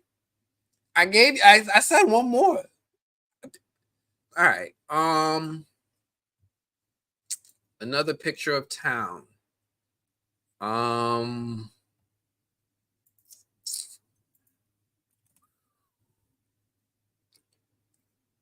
mean, that was an easy one, right? I could have gave you a better one than that. The look on her face. I did it now. All right, that's it. That's it. That's it. It's only 1 week away. So it was 6 days away at this point. 6 days. And trust me, if you guys follow MGM on social media, they probably want to spoil it anyway. They're gonna put it all out there. Oh, what did they say? Do you want to know what they're gonna put it out there? That's what they do. Will show be giving us preview of next episode? Probably. They're probably gonna put all the spoilers in it too. I would honestly recommend don't follow them because they be doing too much. They be doing too much. No, well, let me rephrase that. No, not don't follow them. Absolutely support them, follow them. I have some great contacts there that are working on their social media. Just be careful because they be putting out a lot of stuff that I don't always agree with. I was joking, but Marie and we'll get together with Mary and Randall. Marielle and Randall. They seem like they would go together, right? They seem like what's his name from Breaking Bad? His girlfriend, Jesse. Come on, Mitch. Yeah. They're like, right? Randall looked like he would roll up a joint, right? What's wild to me is I don't know if you guys noticed, Randall in real life, this dude, what's his name? AJ Simmons is super British. Like I had an interview with him and he started talking, and I was like, yeah, am I on the right interview? Like, who are you and where is fake Chris Evans? Like, he is super British. Like, it is mind-boggling to me how easily y'all adopt our American accent and take our job. Not you're chameleons. That is great. Sarah will redeem herself this season. She didn't redeem herself yet. She helped Boyd find the cave, right? She pointed him in the right direction. Her nose is bleeding and everything. Christy probably feels played and used as I would too. I would too. LOL, man. Louisville. All right. I ain't never been to Kentucky. Is it okay for me to go to Kentucky? Just let me know what towns I can go to. I'll come. Just let me know. I want no problems. New Orleans, baby, the best place. Yo, New Orleans. I love the Big Easy. I love New Orleans. Yo, y'all got some amazing food. I wish I could come out there for Super Bowl. If anybody got some NFL hookups, I'll come through. I love New Orleans. Another place I looked at real estate at. Yeah. And y'all got absinthe. You guys have absinthe. I'm going to stop there. Some of y'all know about absinthe. Some of y'all might not. I think Christy's going to go off on Sarah. I'm sure there will be lots of questions. I do think Sarah will take over as the cook, which will get her back in good with the community. I don't think anybody's going to eat Sarah's cooking right now. Like, I don't know. Maybe. I just, you know what I mean? You really want her cooking for you? Mrs. Lou was making everything out of nothing, right? Crackers, and she was whipping out steak. I don't know. Allentown, PA. Hector, yo, Allentown, yo, I love PA. Have I been to Allentown? I think I have been to Allentown. I've been to a few places in PA. So PA is cool because that's where I go to get my fireworks. Like every 4th of July, I need to go get fireworks. I got to go to PA because they're not sold in New York. I think Sarah is crucial to figuring this all out. I think so too. Sarah's here's the thing with Sarah, and here's the thing that makes Sarah unique. So Sarah, we know for sure, has heard from whatever, let's just say entity or outside force, and they wrote on her arm to take out the boy, right? We know that. So let's just say, if it's a game against good and evil, which I've mentioned in one of my theories, let's say that was the evil side. Sarah's also seen the boy in white, and the boy in white spoke to her. The boy in white don't really be talking to people like that, right? He spoke to Tabitha and Sarah. That's it. So she is definitely unique in this world in that she is able to speak to both sides of the players in this game. So I think I absolutely agree that she is key in this. Thank you for coming through and pointing that out.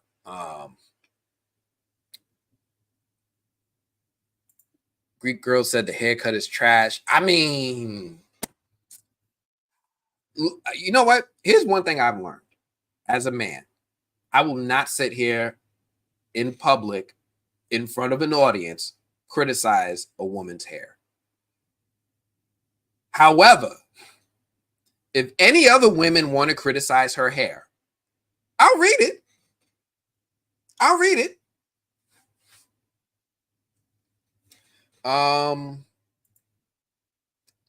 So Christy got what she wanted to be, murdering people.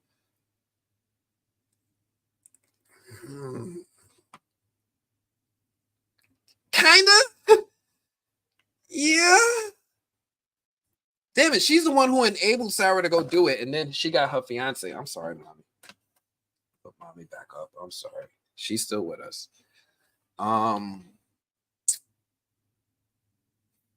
Kind of, yeah, she did. Dark Matter was renewed for season 2. Yes, it was. So I been going back and forth with Blake Crouch on Twitter. He's responsive. So Blake Crouch is the creator and author of the book. He's the I think he's the showrunner of the series, head writer kind of thing. So he's confirmed 2 things. 1, there's going to be another book. And 2, there's going to be another season. So I'm looking forward to it. I'm kind of curious where they can go from here. I think it kind of ended in a way that they could have left it alone, but I'm excited to see where they go from here with Dark Matter as well. What's with the references to U.S. history?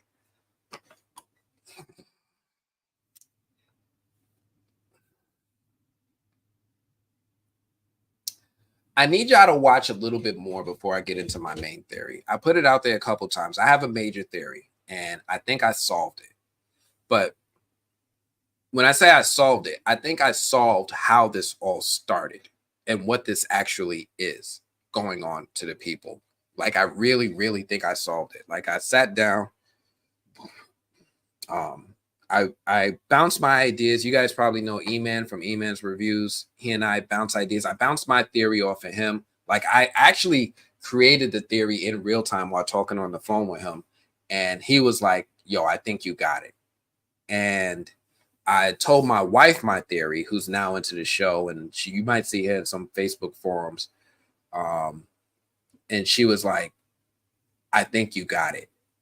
But she also told me to be responsible with how I reveal it, because one, I don't want to reveal it all at once and it'd be too much information at once. Two, I don't want to reveal it and I just be 100% right and just ruin all the allure of the show. Like, she doesn't even want me to talk to her about my theories anymore because they've been hitting.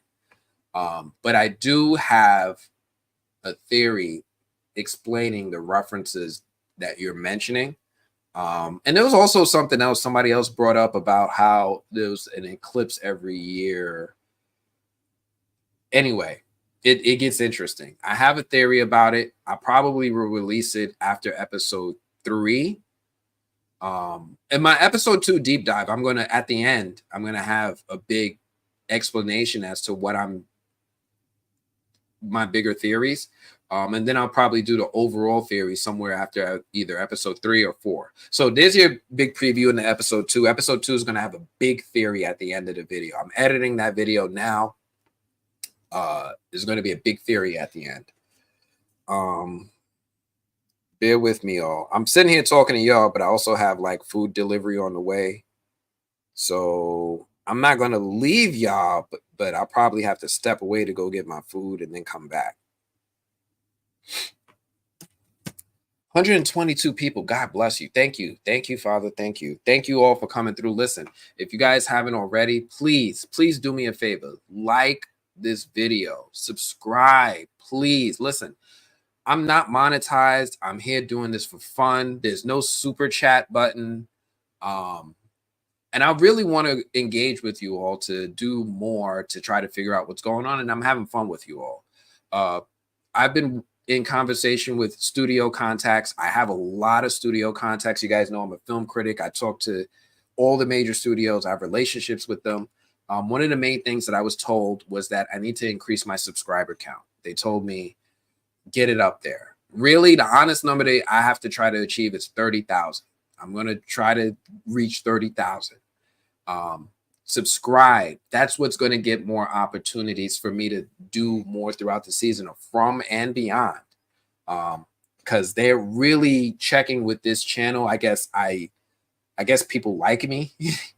I guess I'm kind of corny funny. Like, please subscribe so that we could get the word out there. We could get more opportunities. I could do more stuff on these lives. For All Mankind. For All Mankind, look, I have an interview with the creator of For All Mankind. So I'm with you on For All Mankind. Yeah. I know about it. So if you're interested, go check. I have so many interviews with people. Like, I think people will be surprised by some of the people I've interviewed in my career. It's really a blessing. So I did get to interview the creators and the cast of For All Mankind. I think I spoke with that astronaut who was the consultant. Yeah. Like, I have a lot of cool interviews with the folks from For All Mankind. So check that out as well. Not the Phil Dark Matter, just like a certain thing. They messed up something, the government. Look, Dark Matter is a great show. That's all I'm gonna say about that, because I'm going off on too much of my tangents. Chrissy probably wants Sarah in the. You think? Yes.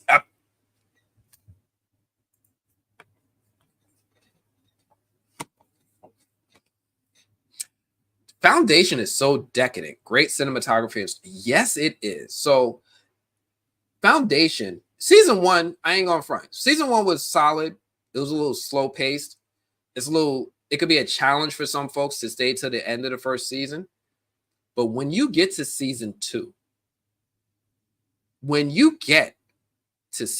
it's like the filmmakers of Rings of Power teamed up with the makers of sci-fi greatness. Like, if it had the budget of Rings of Power, like, it is like the Game of Thrones. It is their crown jewel. I think Foundation is hands down the best show on that Apple TV. So if you guys have the time, watch that. Man, I'm hyped for season 3. You guys might have saw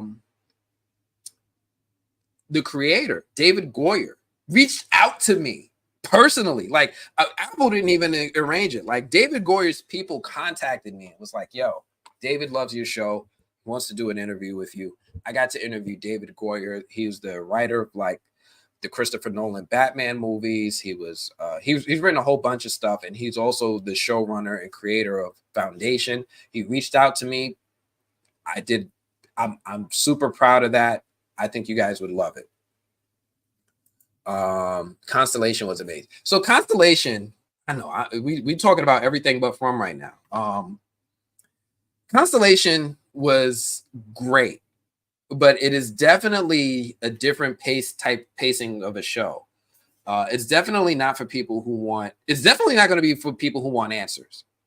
Okay, you don't go to Constellation wanting answers or clarity or understanding, but it's a good multiverse story. It has great acting, great cast. I thought it was a really fun show. However, it was a very slow show, and if you're not into slow burns, then it could be a turnoff.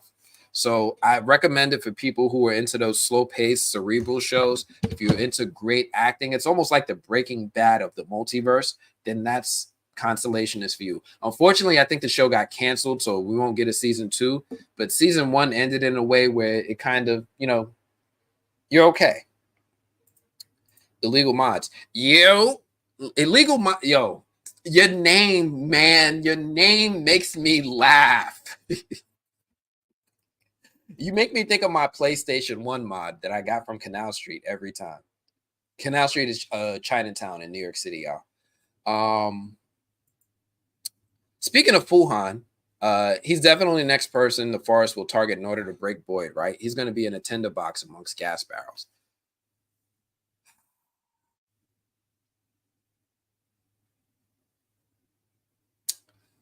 It seems like Fuhan has been the person who's been targeted since season 1. He lost his mom. He lost his dad in season 1. He lost his girl in season 2. He lost his mom in season 3. You don't go a season without attacking Fuhan, it seems, and that's kind of rough. Wild Margarine, Raised by Wolves. So I heard of this show. I haven't watched it.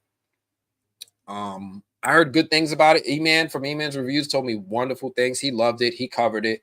I didn't see it. I should watch it, right? I have a backlog of stuff. That Warrior, Boardwalk Empire. There's a few HBO shows. I'm Peaky Blinders. I'm not proud. I'm not proud, y'all. I'm not proud. All right, let me see. Dark Matter, yes, go check out Dark Matter. Gabrielle, you're gonna love Dark Matter, and let me know what you think of my little breakdowns of that one too. Has anyone watched Snowpiercer, the TV show? So I have not seen Snowpiercer, the TV show. I did love Snowpiercer, the movie. Everybody I showed Snowpiercer, the movie to, loves it. I wanted to see, I think it was Bong Joon-ho did that one, the movie, and I was like, is the show as good as the movie? Oh, I don't know. Maybe. I don't know.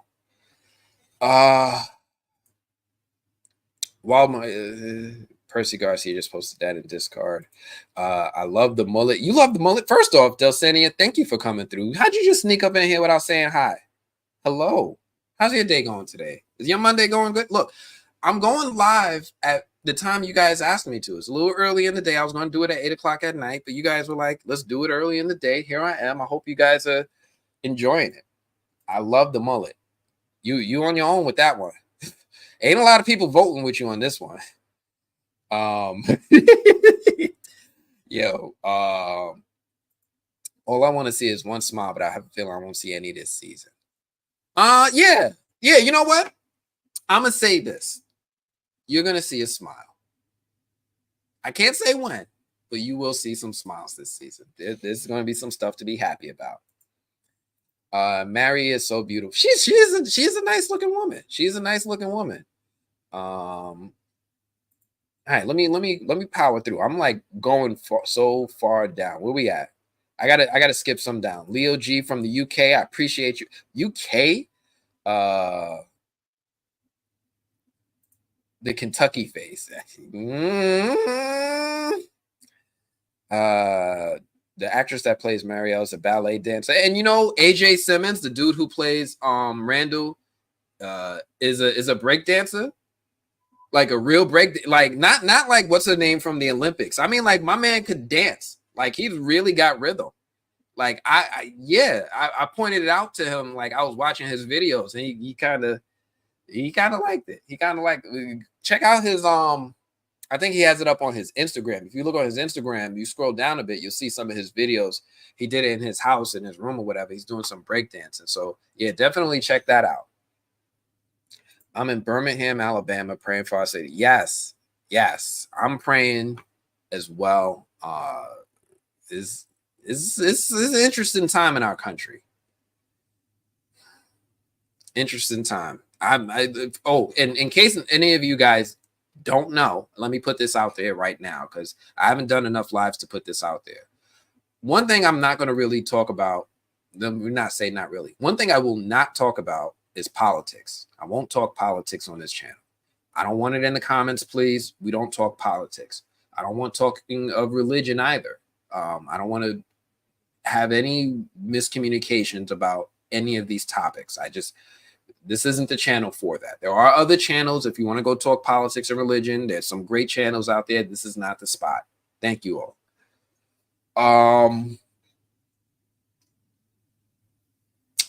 Let's see.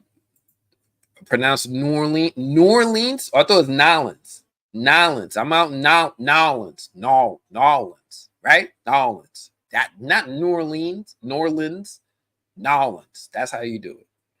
Julie is 17. Listen. You know, I said this in another video. I don't know if people was looking at me funny because I said it, but anybody else feel like, you know what? Maybe I shouldn't put Fatima and Ellis. Let me just put it out there. I'm gonna let y'all draw your own conclusion. Julie chooses Colony House. Fatima volunteers to be her proxy, takes her under her wing, is charming, smiling, showing her the way. They set Julie up with a place to stay in the house. Everybody else, when they get a place to stay, they get their own room. They even get that room with people's first night where, you know, they tie people down. When Julie gets a room, she gets a room in Ellis and Fatima's bedroom. Her bed is at the foot of their bed in plain sight, where there's a picture of them on the wall with titties out.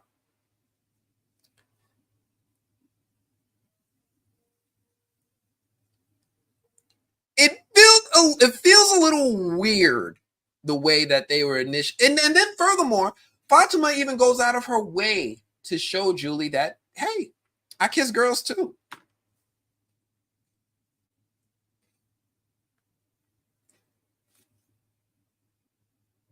You know what I mean? Like, look, I'm not the only person. I can't be the only person who feels this way. Like, that was a little, you know what I mean?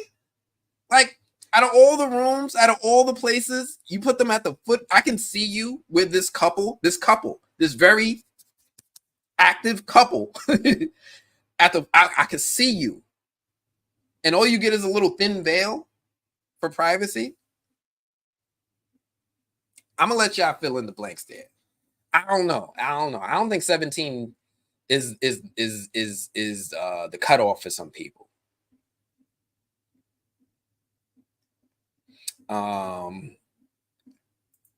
Come to New Orleans. I've been to New Orleans. I need to go back. I've been to New Orleans a couple times. Yeah, I have a Comic-Con out there. I was thinking about attending. I love going to these Comic-Cons. So I might have to come back. I'm trying to figure out what to do for my birthday. To celebrate it. Like, I like to travel, so I'm trying to figure out where I want to go for my birthday. So that's really what's on my mind right now. Birthday is coming up soon. I need a destination. All right. I think I've gone through a lot of stuff here. We've been going for like an hour and a half. I did say I had a surprise for y'all, so let me unveil my surprise for y'all. I think I could play this in Chrome where y'all can hear it.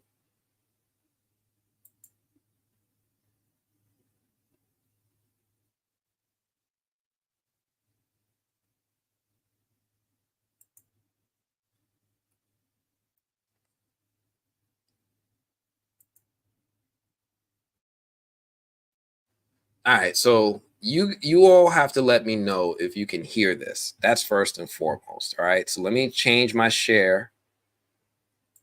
Stop this screen. We're gonna present, share screen, tab. Is this it? So y'all need to tell me if y'all can hear it. I'm gonna scroll down to the bottom of the comments. Y'all tell me if y'all can hear it. And then I'm gonna get out the way.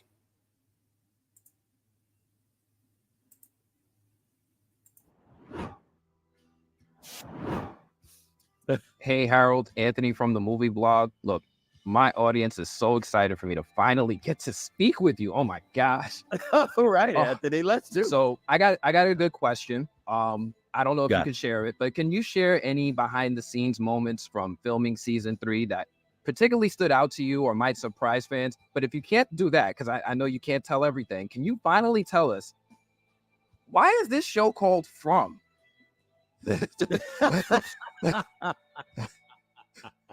Yeah, man.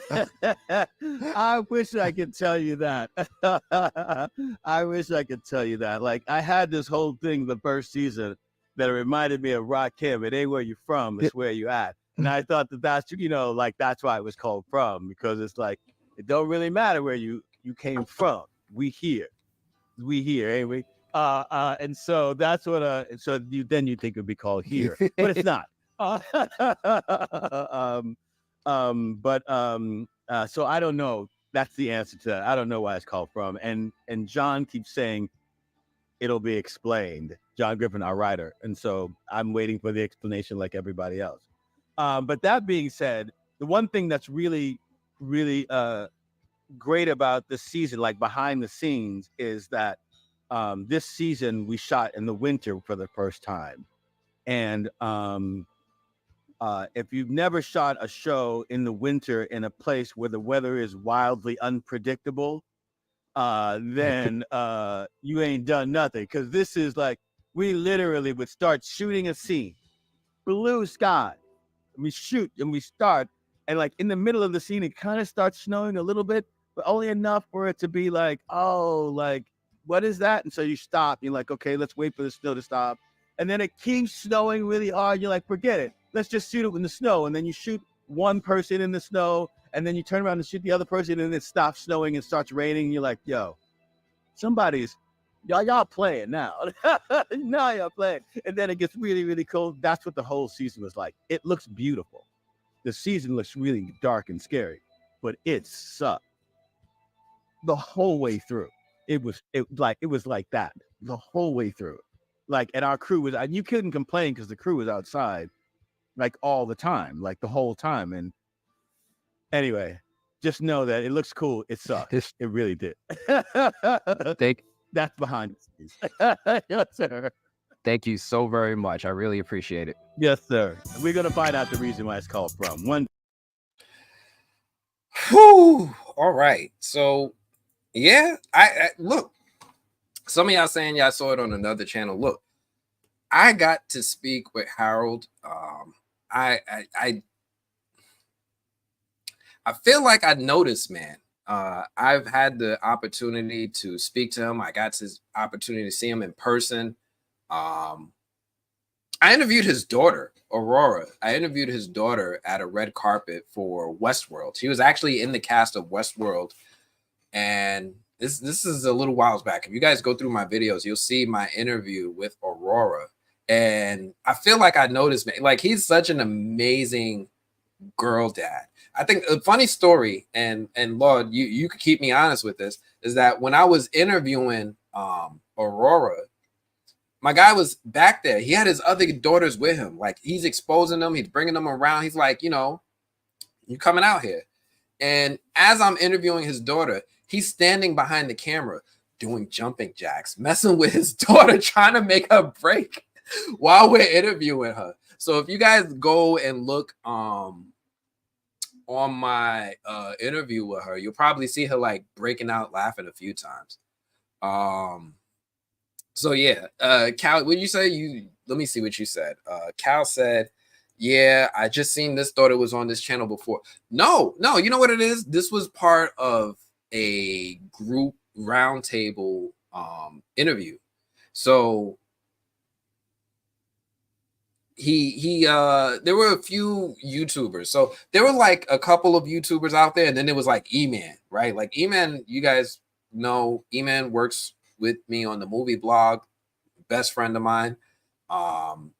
He was in the interview as well. I have the whole roundtable interview if you guys want to see it. It's like maybe, I forget how long it is. It's like maybe 30 minutes long.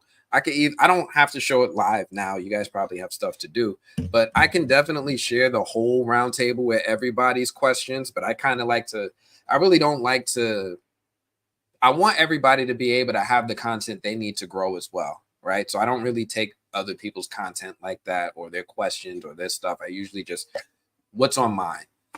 E-Man, however, don't give up. Like, he's my boy. I love him. So he does things a little differently than I do. But again, Greek Girl, Cal, me and E-Man, that's my boy. You guys can go to themovieblog.com. You'll see us working on this website together. This is our home. So yeah, you'll definitely see some overlap between my stuff and his stuff later this season. You'll see us collaborating, going live together. You're going to see us. We're talking about that theory and whether or not we want to collaboratively publish it. So the one where I think I solved everything. So look at him. He's here. What are you doing here? Don't you have other stuff to do? Did you get all your posts up? Nah. Thank you for coming through, E-Man. Thank you. And thank you for putting that on your channel, because you know what? More people are gonna find out about the movie blog that way. Thank you, man. Appreciate you coming through. Love as always. Would you say, Cal, the problem with From on YouTube is so many covering a lot of things come up more than once or twice? Yes. So it's a good thing. You know, I honestly feel like it's a blessing for some of us, because, you know, it's hard to grow on YouTube. It's very, very hard. You know, a lot of us, like, I'm a huge Marvel fan. I put out any content on Marvel on YouTube, I'm not getting any traction, because I'm going to be competing with the new rock stars, the Screen Junkies, and all of that. And they have a little bit more authority in the algorithm, you know, so it's an opportunity for people to get attention and help grow their channels, even because they have unique voices. They have great content. They have everything they need to make a great channel. And this show is honestly giving them a platform to get there. So I definitely, you know, I understand the issue some people may have with so many channels doing it, but I'm saying this, you know, watch them, check them out. Make your opinion as to whether or not you want to subscribe. You know, I work with the Movie Guru. I think I worked with who are those? Man, I'm blanking. I worked with a couple different YouTubers to the Cyborg Queen Media. So Cyborg Queen Media, another great channel. I worked with Blurred World Order. You know, definitely give these channels an opportunity, because we got the content. You know, it's just sometimes it's really hard to get in front of you. But yeah, thank you for that, E-Man. Thank you for putting that out there, whole interview and all. I really appreciate it.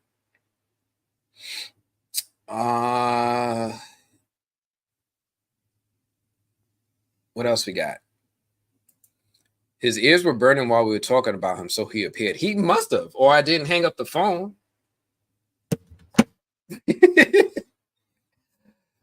Thank you. Let's see. What is this? It is great. It's brought so many people together. I loved it formally. I found my people. I found my people too. I found my tribe. I definitely enjoy you all coming through. I know some of you actually do check out some of my other stuff as well. I try to do Rings of Power. I just don't have the time to do it in video. I definitely did House of the Dragon. I'm definitely have a few more shows, and I definitely have a few more movie reviews coming. So definitely appreciate you all checking out my other stuff as well. I support it. I love all the support. What else we got? Hey, Nuts. Rooting for us. Thank you, Cal. I appreciate you. Thank you. What else we got? Anthony, try a bit more horror reviews. So I definitely should do more horror. So I was kind of playing with it when I did my Alien Romulus one. I kind of just did an out of theater reaction. I was told I should try to watch The Watchers.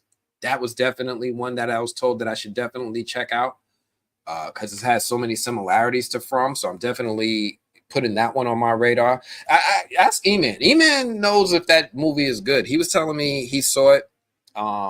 Maybe I should watch it. I think it's on HBO. I'm gonna try it. I'm gonna try it. Probably means the show is starting to do numbers. If it's starting to blow, it is. It's doing numbers. So I have a really good feeling that about this show. I'm gonna just say that. Sometimes I got to be quiet. Y'all know why. Cyborg Queen Media. Yeah. Cyborg Queen Media. Yeah. Thank you.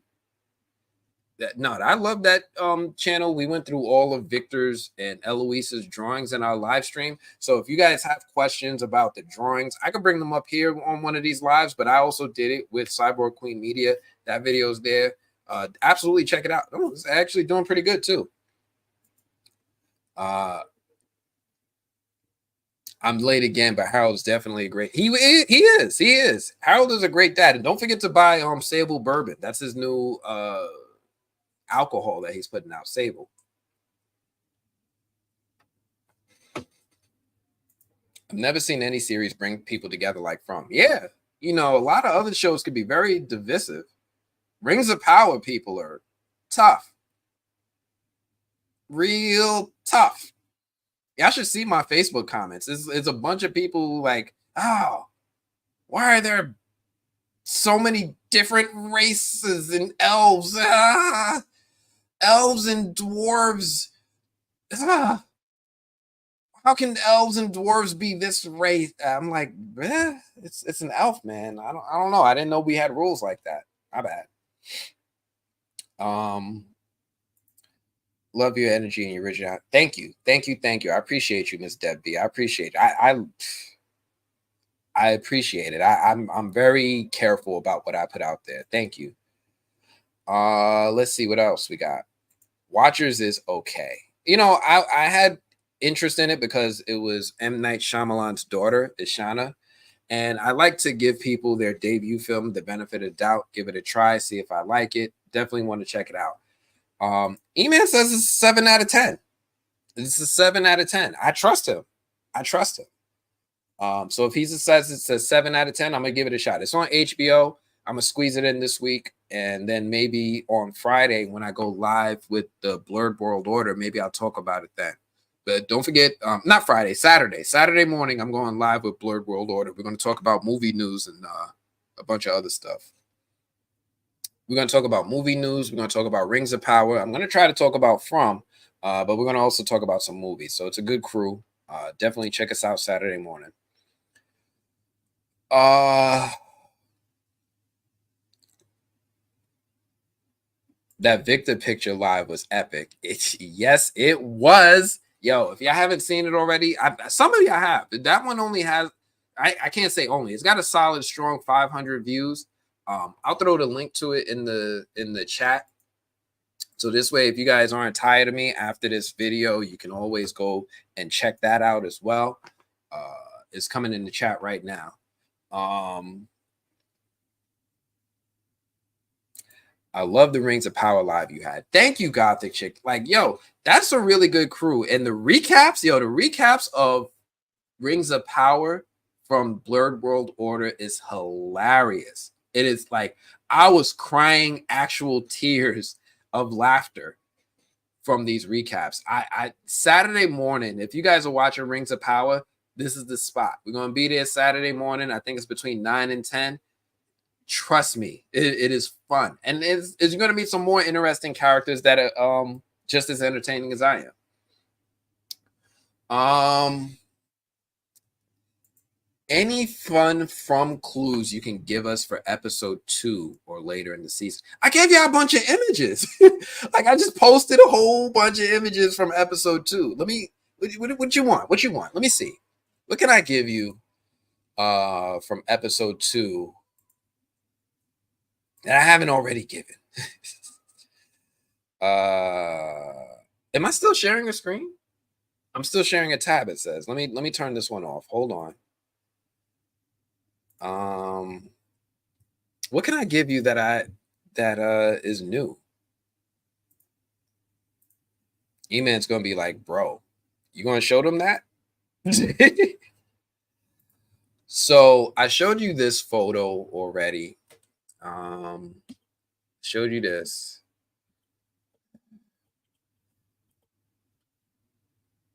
Let me see. I can go into one. Let's go into one from town. Let me see if I can find a good one. Here's an interesting one. It's not too bad because some of these could get really, some of these could ruin it. Like they go against my rules about wanting to kind of preserve some of the immersion for you guys and enjoy it the way that it's intended. So I won't show those other photos, but this one isn't one of those. I think this is one that is a little bit more tame, and you can look at it and you can just have fun. So let me move you out the way for a second, Marjoram. Thank you so much. And let's take this fun picture look of Julie here and who she's talking to. Another one of these interesting pairings.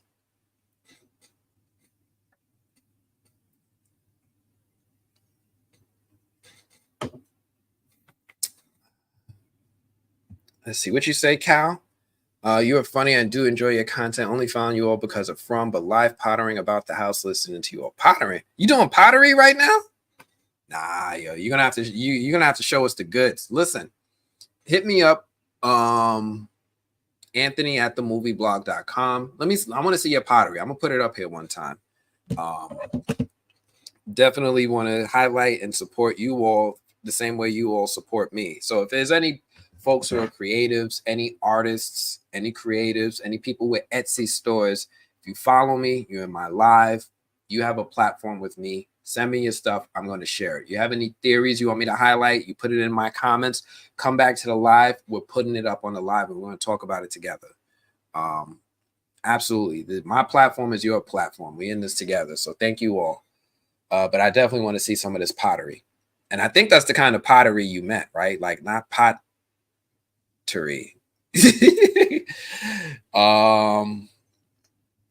Who else we got up in here? Was there any discussion on the talent and why it didn't work for them? You mean the talisman? Is there any discussion on the talisman and why it didn't work for them? Because the monsters were already in the barn. So the issue was that the talismans keep the monsters out of a sealed space, but if they're already in there with you, then we've been proven that they're not effective anymore. The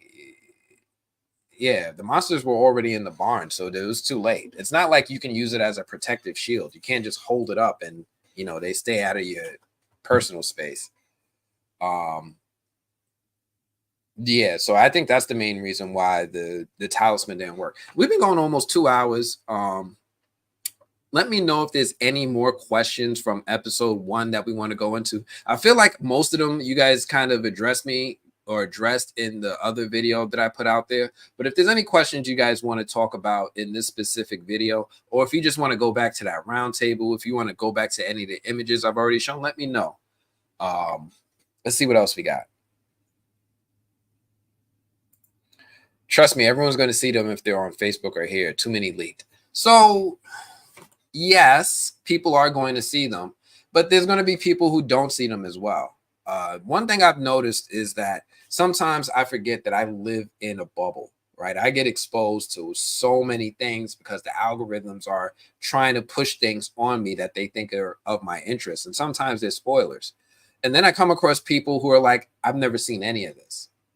And they just straight up aren't being targeted the same way that I am. or maybe some of us are who are already in the Facebook forums and all that stuff. So I agree that the people who are, you know, motivated are going to find it, but there's also a bunch of people who are like, you know, I like the slow drip. I like the, you know, the reveal. I love finding out things as they appear. So I'm going to try to be respectful of that. I understand. There's definitely a place for it though.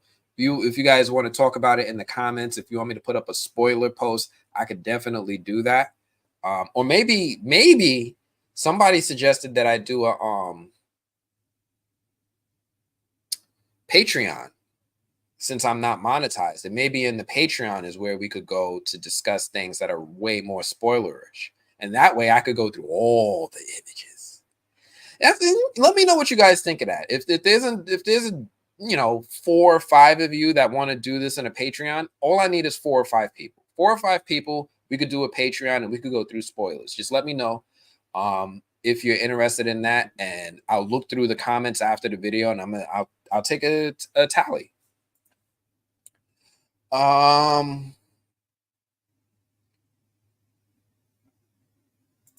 Late to the party here. Have we discussed the fact that Tabitha met Victor's dad?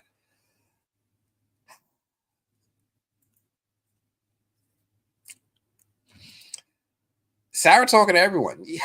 Or is everyone talking to Sarah?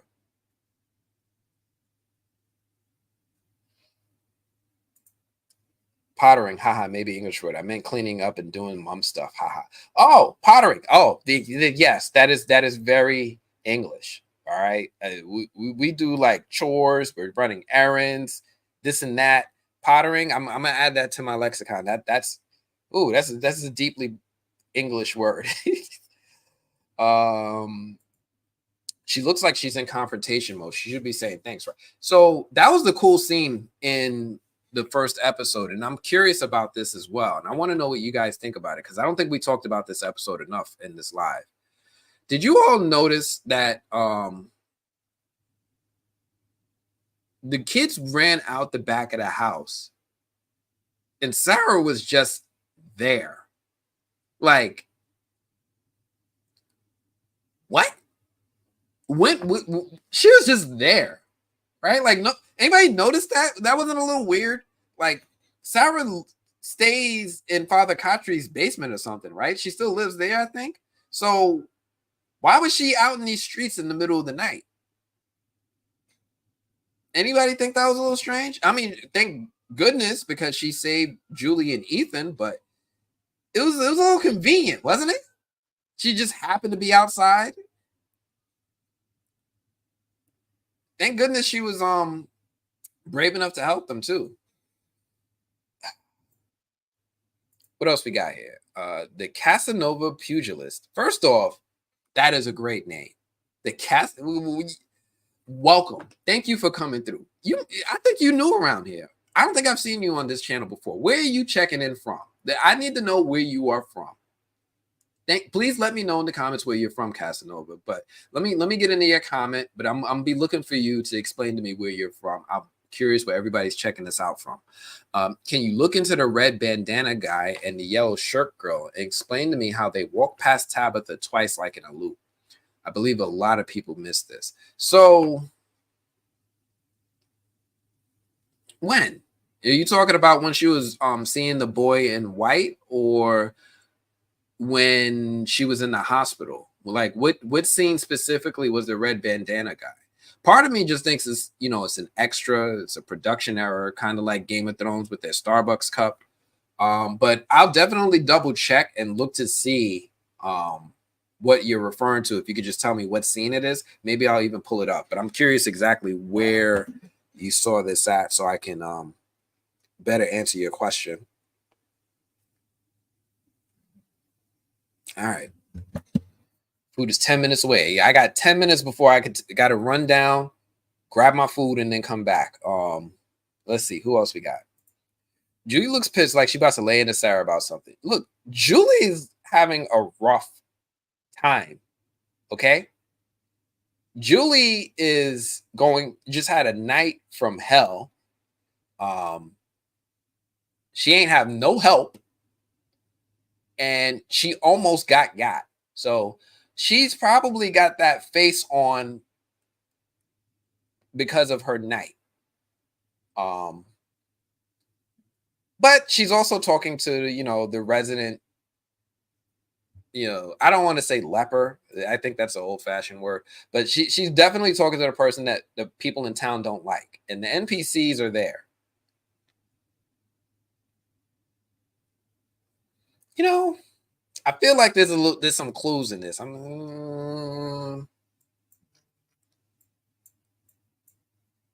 Feel like there's some clues here. A little bit of a clue. Ain't gonna say what it is, but I'm gonna point y'all in the right direction. Julie may want to know how Sarah. Yes, big facts. Mindy, thank you for saying this. Mindy, where are you from? Thank you for coming through. I appreciate you. But yes, I also agree. She might want some answers. Like, what were you doing outside my house in the middle of the night? And now that I zoom in her face a little, she doesn't look as mad. She looks a little bit more like, pensive maybe. Cal said the monster predicted what Boyd would do. They played him bad. It was guttering when they went in that barn. Knew they would be in there. It was definitely a trap. And that was definitely a tough scene to watch. Look, I have a hard time with that scene personally. So I probably will talk about it lightly, but yeah, they definitely set him up. What about the 13th floor? So I'm gonna go back to that as well. Callow Zane, thank you for coming through. I appreciate you. Callow Zane, were they on the 13th floor or was the elevator on the 13th floor? And there are buildings with 13 floors, especially in New York. It's not. There are some that skip it and they use it for like where they put this equipment for like building maintenance, like air conditioning and heating equipment for different floors in certain skyscrapers. But we do have buildings, at least in New York, that have 13 floors. It's not. I know some architects skipped it or whatever for superstitious purposes, but that I feel like that's for older buildings. Like newer buildings, they don't skip 13 floors anymore. I can't say much about St. Anthony's Hospital because aside it from being a hospital with a fantastic name, it's a fictional hospital. It's not a real place. So can't say too much about that as to whether or not those 13 floors really apply. Yep, I always have my snacks. You want to build a snowman? I should show you out a video of me building a snowman. I did it. It's a time-lapse video too, so it goes by real quick, but I've done it. Miss T says thoughts on Jade.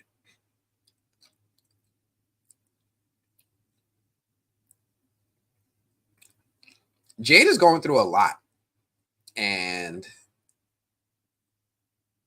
he's suffering the effects of what Christopher went through, in that he's starting to lose a grip on what's real and what's not. We see Jade in this season. He's laying down on the floor, looking up at the symbol. It's not good. It's not good for Jade. And he's looking really, really messed up. You see me trying to make sure I'm talking about episode 1. Right. I didn't say the wrong thing, right? So Jade is starting to get more information, but he's in the same boat that he was last season, in which you remember when he was describing it. He was like, it's like putting together a puzzle without knowing what you're putting together, and it's like you're not even getting the good pieces, like the corners or an edge. You're just starting from the middle. And he had that exercise where he was breaking glass and trying to see what two pieces. That's where Jade is right now. He's got more information, but he doesn't know how to put it all together. And the one person he was putting it together with, Tabitha, is now gone. So he's back to where he's back to square one. He's putting it together by himself. I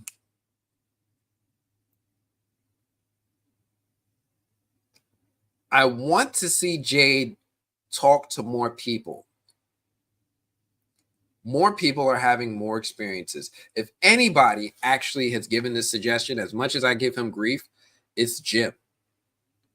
Jim has been saying for the longest, we need to work together on this. And it's Boyd who's apprehensive to give Jim, you know, a minute of his time. So, you know, just like when they were having that meeting about what to do, it was Mrs. Lou. It was, I think, did Jim leave by then? He might have left, but Jim is never in the conversation.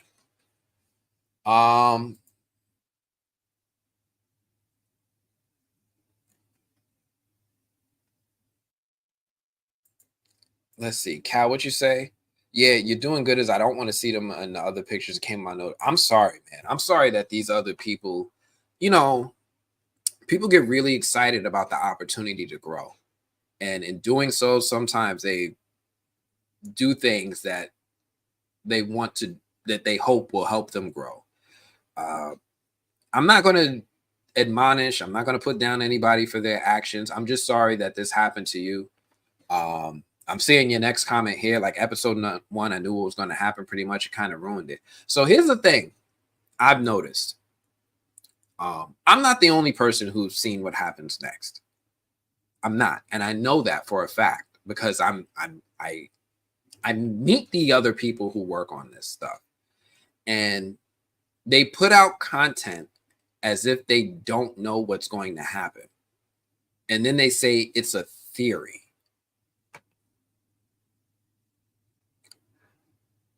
I don't like that. I don't subscribe to that. I'm not going to do that to y'all. I'm not going to sit here and be like, oh, well, I think it's going to be, you know, Mrs. Lou who gets got in the bar. I'm not going to do that to y'all. But there are people who do. So I'm going to just say, you know, just be careful. I think there's a way to mute notifications for certain channels. If you see bad practices, things that you don't like, you don't have to follow them. If you do like it, you can follow them. You know, everybody has their choice. But I do know that there are a lot of people out there who are excited for From to help them grow as creators. And they're going to do some stuff to try to get some attention. Again, I'm not going to put them down. I'm not going to put them up. It's a choice. Do you think Tabitha's mom's voice may have been AI? I don't know, just a thought. Here we go with this simulation theory again. So maybe, you know, I can't really dismiss the whole simulation theory thing yet. I don't like it, but I can't dismiss it. It could absolutely have been a simulation. It could have been an impersonator. It could have been one of the monsters. It could have been the boy in white. It could have been anything. I hope, and I have a strong feeling that she's actually in the real world. She actually talked to her mom. And you'll know that one of the first things her mom said was, "Where are you?" Right? Like, that's a real mom thing to do. Let's see. Who else we got here? Vanessa Wicked, thank you for your live energies. Yeah, thank you. Listen, you're on the right live. We levels above over here. We levels above. This is my energy. This is my mood this week. I'm on my levels above. I got this shirt from my buddy E-Man. When I put this on, I kind of like dress to my mood. So sometimes you guys are going to see me feel a little bit more excited. You know, if you guys watch Comics Explained, the YouTuber, he's like, let me tell you something. Like when he does his like wrestling voice, you know, he's hyped. This is me when I'm hyped. I put on certain clothes. But let's see what else we got. Yes, Patreon. All right. Miss T, you too? You in for the Patreon? Look, I just need 5 of y'all. If 5 of y'all want to do the Patreon, I'll do a Patreon, and I'll do where we go into the stuff that is really spoilerish.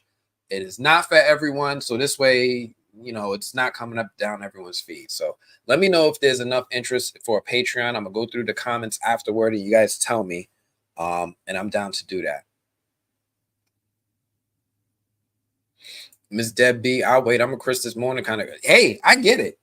I get it. You know, only thing I like is like when your parents let you open one gift on Christmas Eve, right? Christmas Day, all of them. Christmas Eve, you open up one. And I used to be that one shaking them around like, which one's the Nintendo? Like, which is the one I really want to open up a day early? But I'm with you. Like, I want to wait as well.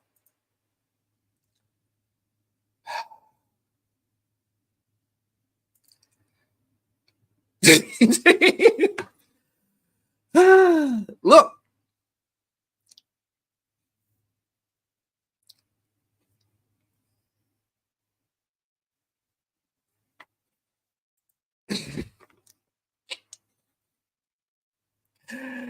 Ah.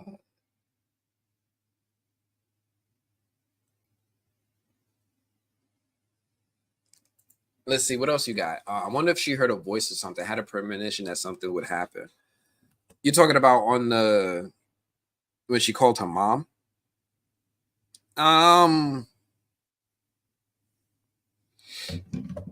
Let me see. I wonder if she heard a voice or something, had a premonition that something would happen. Here's the thing. Tabitha has admitted to hallucinating things before she came to Fromtown. I know it's Fromtown. I love Fromville, but I guess the real name is Fromtown.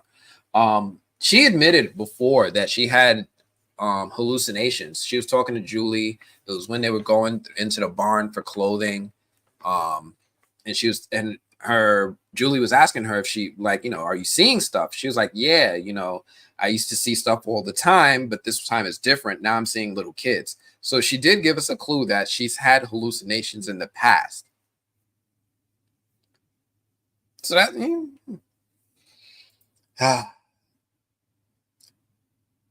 could it be a premonition? I don't think so. The only person who's had anything remotely to a premonition, to my knowledge, is Elgin.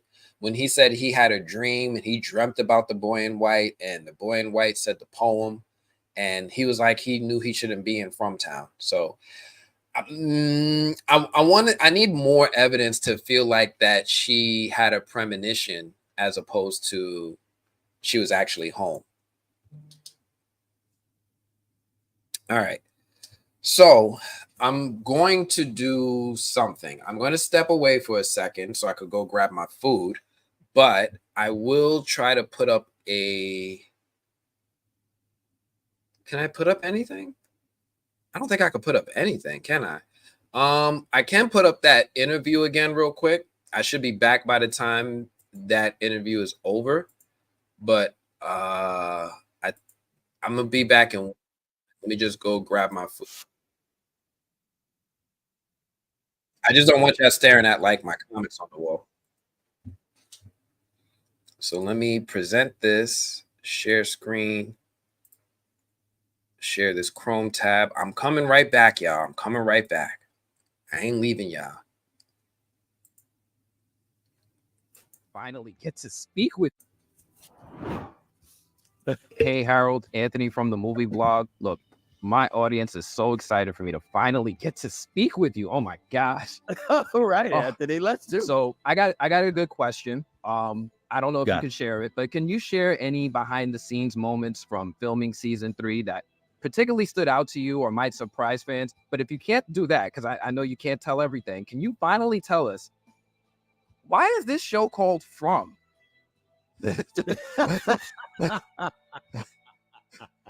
Yeah, man. I wish I could tell you that.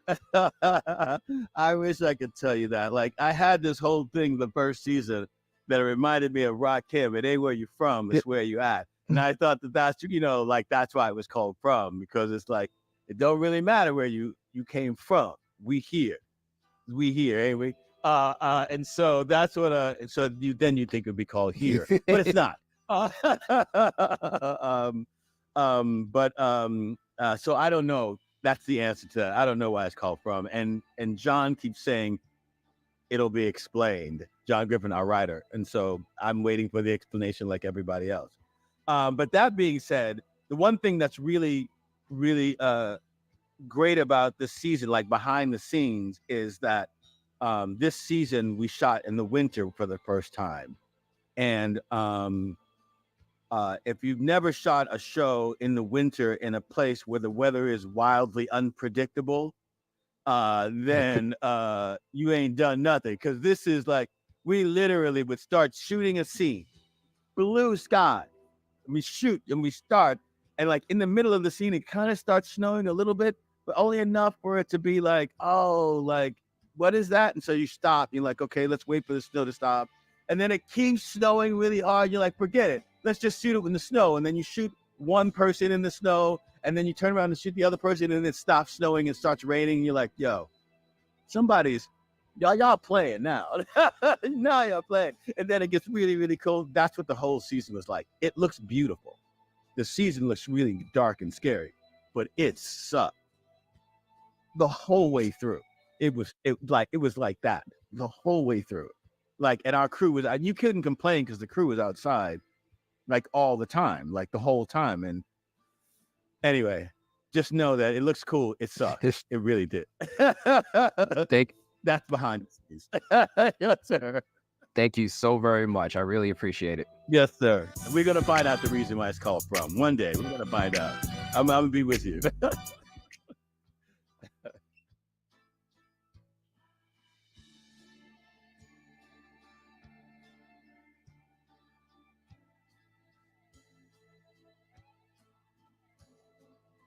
Oh, who's still here? All right, y'all still here. Okay, cool. Man, you ever get your food delivery and all your food spill in the bag inside the delivery, and then the guy goes, "God bless you." All my food. Like, do I tip this man? I'm sorry. I'm getting this ain't even y'all problem. I'm sorry. This is just, man. All right. Where we at? Casanova Pugilist. What you got for me? From Teflon TV, LOL. Casanova Pugilist.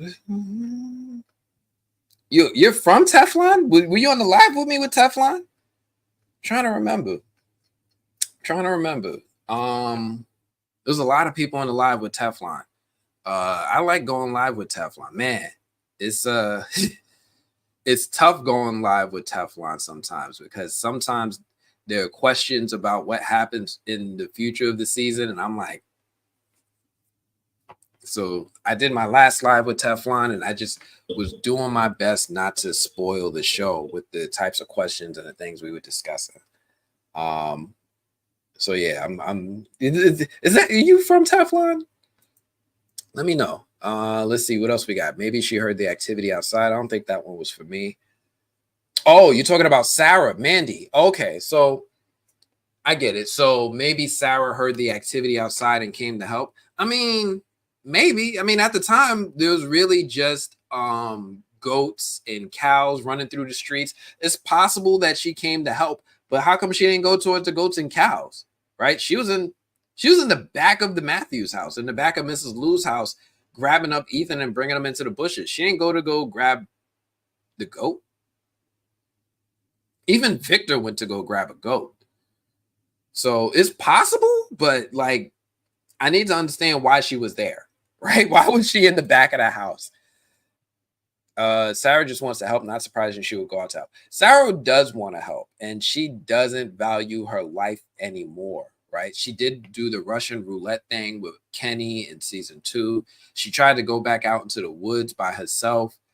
She definitely is willing to throw her life at helping. I just didn't understand why she was there.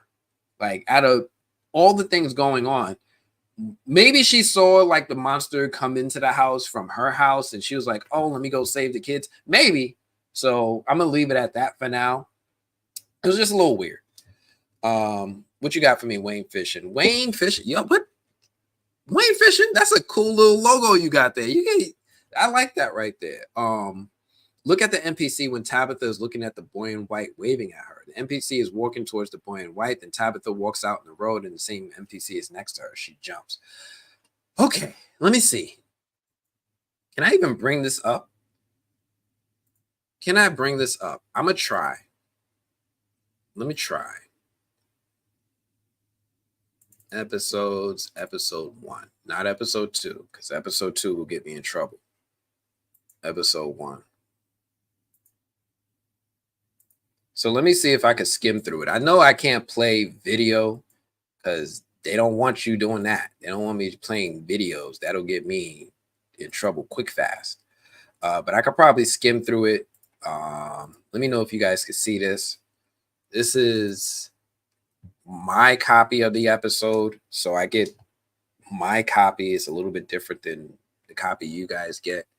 So sometimes my stuff isn't even finished. Like sometimes I'll get a copy of the episode and like all the effects aren't there. Like I think in season 2, you guys were watching that scene when Christy and them were messing with Smiley's body and they cut him open and a bunch of bugs came out. I ain't see all that. I saw a bunch of white dots. Like I saw a bunch of unfinished effects. So I had to wait until the episode aired and then go back and then I watched it and it was like, oh, you know, like that's what everybody was seeing. So it's a little different for me. So let me see if I could jump through this. You're talking about the scene when she sees the boy in white. Is this around that time? This is when she saw these kids that knew better than to let this lady use her phone. Because like that was gross. I would not let somebody just use my phone like that. So I'm gonna skim through this a little bit, and I'm gonna get to some comments. Let me see if I can find this scene because I feel like, you know, I don't mind paying attention to the stuff in the background, but sometimes I feel like we missed the forest for the trees. Here we go. This is the scene you're talking about. No. He was waving. So let me rewind a little bit.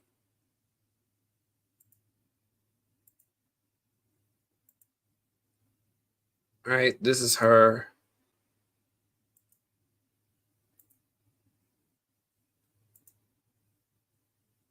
This is when she already came across the street. I went too far.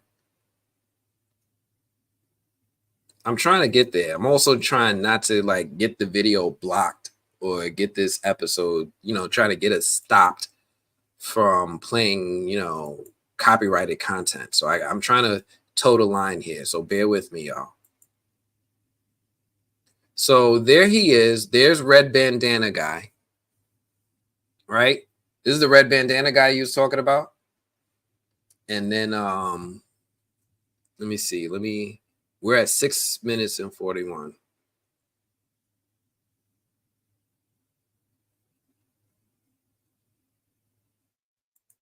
All right, I might have passed it already. So let me go to 6:31 and let's try it again. Let's try it one more time.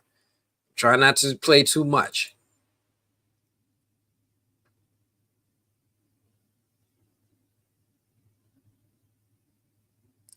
There he is, right? Red bandana guy is here. I see him. My man is waving. Is this person in the yellow shirt, and there's another person back here.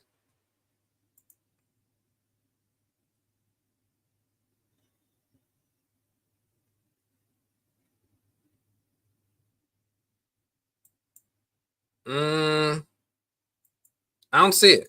I don't see the repeat. Maybe it's here. Let me try one more time. Let me know if y'all see it. Maybe I'm bugging. Right? No red bandana guy. Lady in the background with a yellow shirt. 2 ladies in the background with a yellow shirt. No boy in white. We all on the same page? All right, let's go. Boy in white.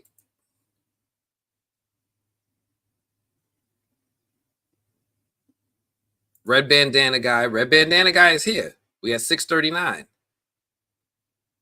He crosses the street. She almost get hit by the car. And what did you say?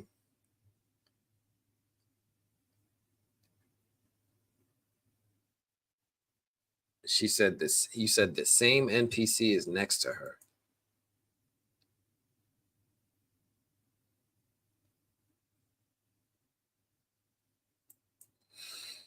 I'm sorry, Wayne. I don't see it. I see at most it seems like a production thing where, you know, here's something I've learned about production. These extras 90% of the time are getting paid a union rate, and they get paid a union rate per day. So when they have these scenes where they have, you know, more than 20 or 30 people or whatever, it's very, very expensive for the production budget. It gets really pricey, whether they're talking or not, whether they're in the union or not, right? Whether they're in the Actors Guild, they're getting paid union rates just because that's how the bylaws work for the union. So when you have all these people on scene, sometimes it can happen where you'll see people repeat throughout multiple scenes just because they tried to keep their budget down by hiring only so many people. They made them wear their own wardrobe, things like that. I'm not trying to say that you're wrong, but this feels like one of those things that's a result of them in their production, where they just happen to have a couple people repeated. So I need to see more to see if this is actually important to the story. But this kind of, to me right now, is just reminding me of things that happen with production during tight shoots and smaller budgets. Like even Game of Thrones try to finish some scenes in a day if they can.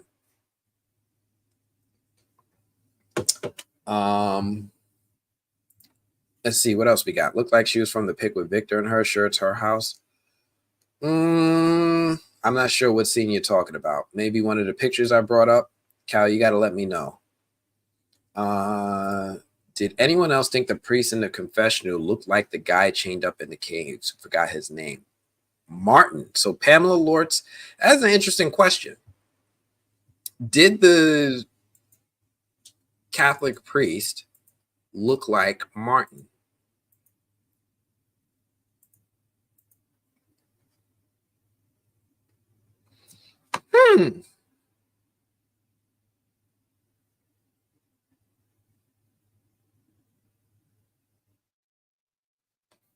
What y'all think?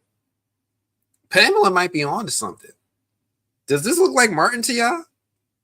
I wish I could pull up a picture of Martin for you. I don't think I could do a side by side. Not without risking everything that's on my screen. We ain't doing that. We not doing that. It's a lot of stuff for a lot of shows on my screen. Shows that I can't even. All right. But this, I will say this picture right here reminds me of my thumbnail for Martin. Let me see if I could pull that up right quick, because this does remind me of that.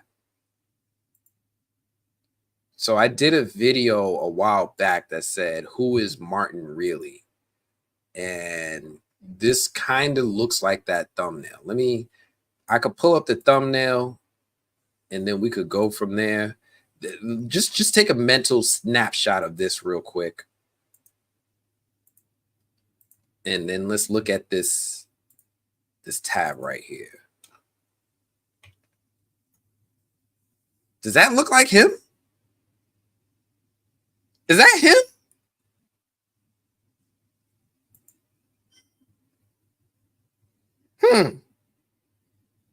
Pamela, you might be cooking with grease today. Let me find out. That is a great observation. See, this is why we go live. This is why we do this. That is a great observation. I didn't notice the similarities between these two now. Could be a coinky dink, but it's an interesting observation. I'm going to take a closer look at this.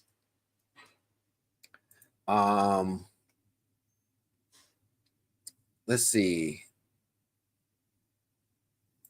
Casanova Pugilist. When she's outside, when she sees the boy in white, it's the same extra, but it's weird to make a mistake like this when every scene is scrutinized. You know, it's a matter of perspective, Casanova. It's a matter of perspective, because one thing I've learned is that when you create something, it's hard to consume it the same way, right? It's kind of like when you're, let's say you're a chef, right? You make Italian food, you make fine Italian food, right? It's hard to go to another Italian restaurant and just enjoy the food as a consumer without thinking about how you make it. It's kind of like that with creatives in this space. When they create things, it's hard for them to put on their hat like a viewer and think about what it's like to be scrutinizing everything. They're aware of it, but they're not going to catch everything. Even Game of Thrones and House of the Dragon make mistakes with their production, even though they know we're all watching. We're all watching. So when I keep bringing up these comparisons, because I think, if there's shows that have, these $20-30 million budgets per episode or whatever the heck they have in Game of Thrones, and they're making these mistakes, a show like From on MGM, which I can promise you doesn't have the same budget as a Game of Thrones, there's going to be some things that, we got to forgive. They're doing the best they can.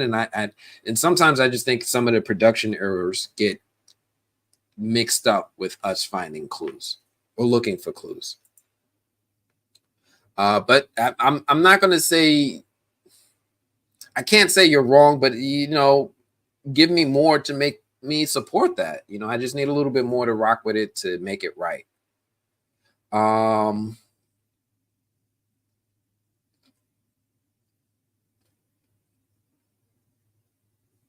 What else we have? Everything about this show from every scene is meticulously put together, but they forget to use different extras. It doesn't make sense to make that mistake. Everything about this show shows, to me anyway, as someone who's been studying film and watching movies. I think I started on the movie blog. I've been doing this for 14-15 years. From movies to TV shows to, from Lost to Under the Dome. It happens, right? Nobody's perfect. There are human errors. It can happen. Even with the most meticulously put together shows. Lost had mistakes. Like I said, Game of Thrones, House of the Dragon has mistakes. This show, I think, has some of the smartest writing I've seen in television in a while, but I can't say that they're infallible. And I can't say that things can't slip through. Even Marvel movies make mistakes, and they have the largest budgets in the world. So when I put together my theories, when I put together my ideas, again, I like to try to poke holes at it. And I try to also approach at it from the writer's mind. Like, there's got to be a time when we ask ourselves, how much of this is intentional and how much of this would actually be caught. So think of it this way. If you're making a TV show, you probably want to make sure your TV show is seeing the biggest, widest audience you possibly can, right? You really want to make a show that everybody watches, or as many people as possible.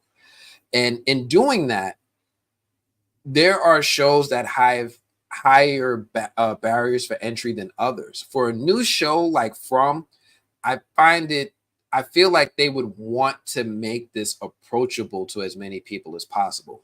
And if you're one of those shows where you have to start examining what color shirt the person hanging in the tree on that one scene that flashed for a second was wearing in order to understand things, I think that's you're working against yourself as a creative. I've seen a lot of shows that try to pretend like they have an idea of what they're doing and they don't. I feel like this is until I see more, I don't feel like From is one of those shows where every single thing we see in the background is related to solving the mystery. There's a lot of it that is, right? We see a lot of numbers, we see a lot of imagery, we see a lot of iconography. A lot of things are there for a second, and it's like, oh, this is going to come back later for sure. Not everything. And it's up to us to try to discern what's there intentional, what's there as a misdirect, and what's there to actually help further the story. So Eman and I talked about this. One of the things that they do is you got to get in the heads of the writer. One of the writing styles of this writer, what's his name? Griffin, Jack Griffin, is whenever there's something important to the story, whenever there's something that's really going to help you figure out what's happening next, that person gets interrupted. They get cut off. They'll be sitting there like, oh, well, yeah. And there's a whole book where there's a symbol and Victor saw it and they interrupt. Hey, guys, there's something going on over here. We got to. That's the writing style of this writer. So you looking at the writing style of I think it's Jack Griffin. I'm probably butchering his name. I know it's like Jack Bender. He does this thing where he's about to drop something really important and then the character gets interrupted and you only get a piece of what's happening and you don't really figure out what's going to happen, what it means. So here's a good example. You remember way back in season 1, when Sarah took out Toby, right? She hit him with the scalpel to the neck. She went back to his body afterwards and the voices were talking to her in her head. And she looked at him and she was like, all of it? And we're left to infer what it is that she meant, right? To me, I think she took out his tongue. But we didn't get a whole story. We didn't get a whole conversation. She was cut off. That's really more along the lines of the storytelling that I've seen. It's possible that there's things with the extras, but I need to see more to support it. So for right now, for at least for me, I'm going to chalk that up to like a production thing. And I'm going to instead keep that in the back burner until we just get a little bit more. Oh, all right. I went off to that for a while. My bad, y'all. Julie is standing on business. Yes. Julie had a lot to talk about in that image, right? Let me see if there's any scenes. Did y'all want to talk about? Oh, y'all can't even see my screen. My fault.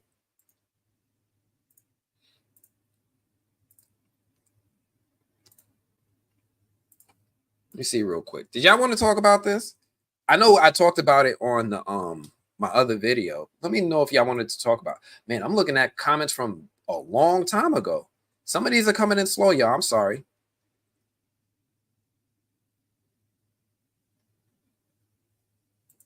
You need to disinfect your phone. Chico, where are you from? Thank you for coming through. I appreciate you. Chico, yes. She over here sharing her phone with a woman that has stranger danger written all over her face. She knew better. She shouldn't have did that. She knew better. Casanova Pugilist. I just want my credit of being the first to find it. Listen, look, you get the credit 100%. Look, if you write, I'm gonna give you credit. I'm gonna write it down. Hold on. I have my notebook to give people credit. Casanova Pugilist. You getting in the notebook. If this comes back, red bandana, you getting credit from me. And I'm going to scream your praises to the roof. So thank you for that. I'm definitely going to give you credit. Man, I'm so sorry. I didn't realize I'm reading comments from like 40 minutes ago. Where are we at?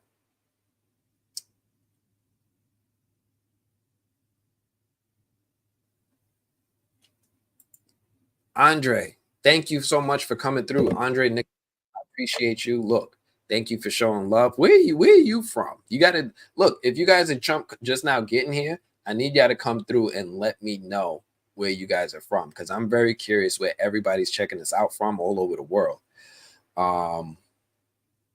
This season is a lot more creepier and eerie.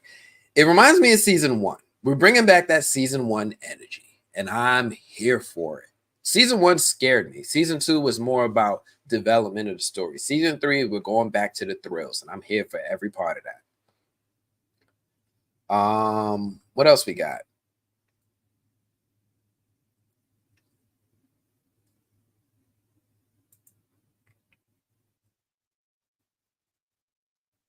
I believe it's some kind of unrealistic plot, Miss Debbie, because there's too many people are spotting too many errors that I think the writers are making. Eventually, we'll put it together. So maybe, I mean, think about it this way too. How many shows do you watch where people are scrutinizing every scene the same way as they do From?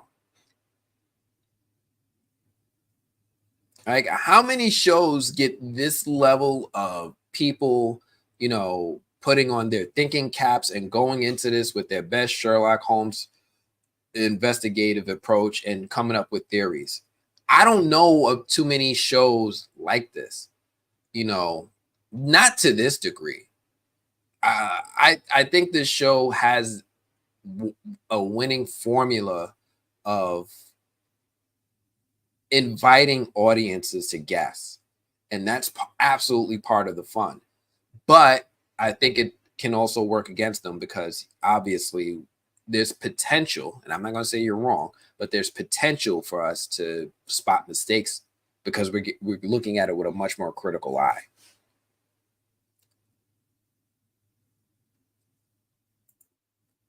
Greek Girl. Oh, somebody agrees with me. Yes, I think the show gets picked apart too much by theories. I think so too.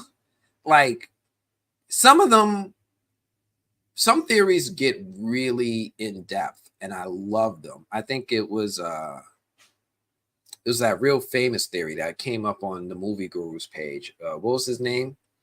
Tehran or something like that. And he created some incredibly well detailed, incredibly well thought out theory, and he's making it all make sense. It's just, it walks into that issue I have where I'm like, but how is a casual person supposed to know this, right? If it's too far out from the understanding of the casual audience, then I think it works against the writers. I'm not saying that they wouldn't do it. I just think that would be a challenge for them to overcome to maintain casual people's interest, right? It's Marvel's problem right now. Like, with people with Marvel and the MCU, you can't just pick up an MCU movie for your first time. You can't just hop in on, Avengers Endgame and not know anything about what's going on. It's just a really high barrier of entry. So to say that people can figure out what's going on by doing all this homework outside the show, outside the movie, is tough for me. I don't see it very often with television shows, but maybe.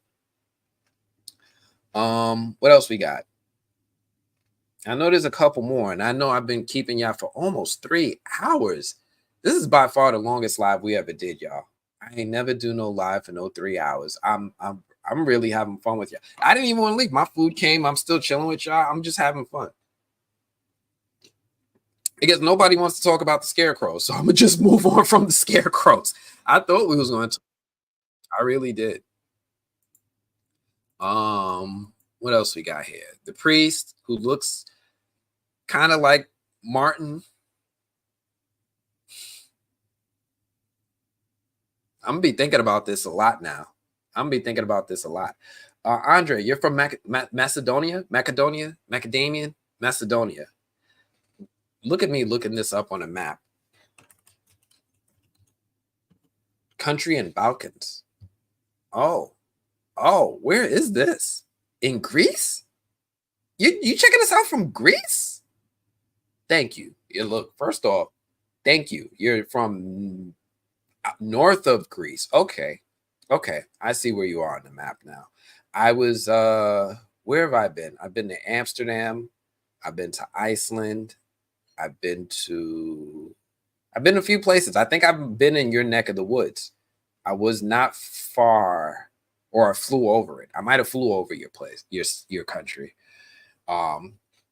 Thank you for checking this out. I know it's really late where you are. It's got to be like what, like 6 hours ahead. It's got to be like almost 2, 3 in the morning where you are. Thank you for checking us out and for hanging out with us. We appreciate you coming through here. Quan Solar, you here from Canada. Thank you, Quan. Look, we in the same time zone, East Coast. Appreciate you. Thank you for coming through and showing some support and love. Who else we got in here? Mr. Leo G from England, UK, Birmingham City. Yo, you say that like you from New York, England, UK, Birmingham City. Like, yo, Brooklyn. Like, yo, I love that. I love that energy. Yo, I've been seeing a lot of great things coming out of the UK. Not just your actors, but also now your musicians. Y'all stepping your game up over there. Like, letting them know who the originals are, right?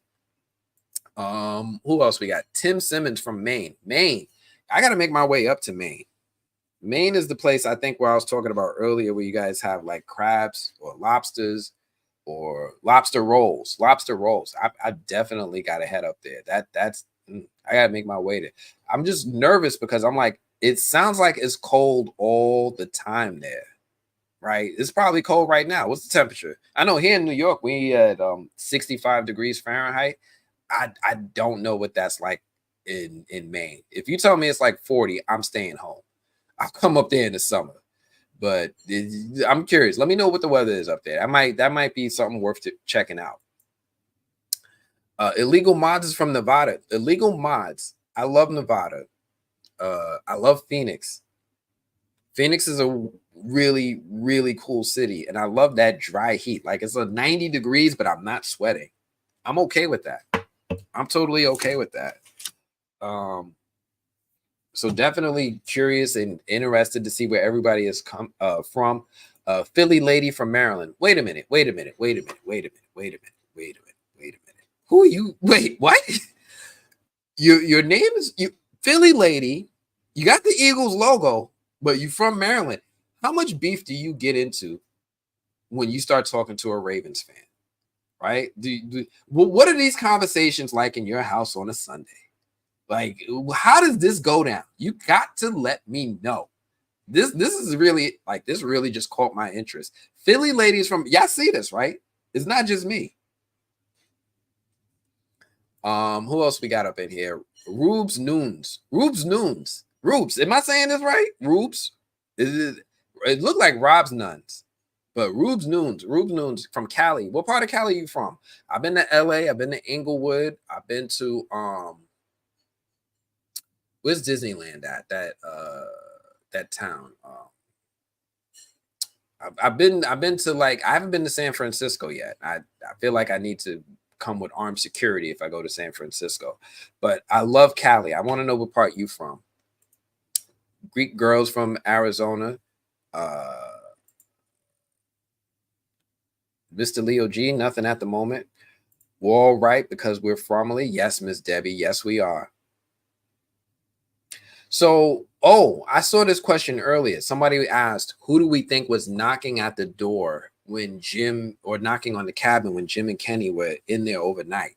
And Cal, I see you say, I think the same thing that moved the tent, or even someone leaving food, as they look like they came back with food in the trailers. So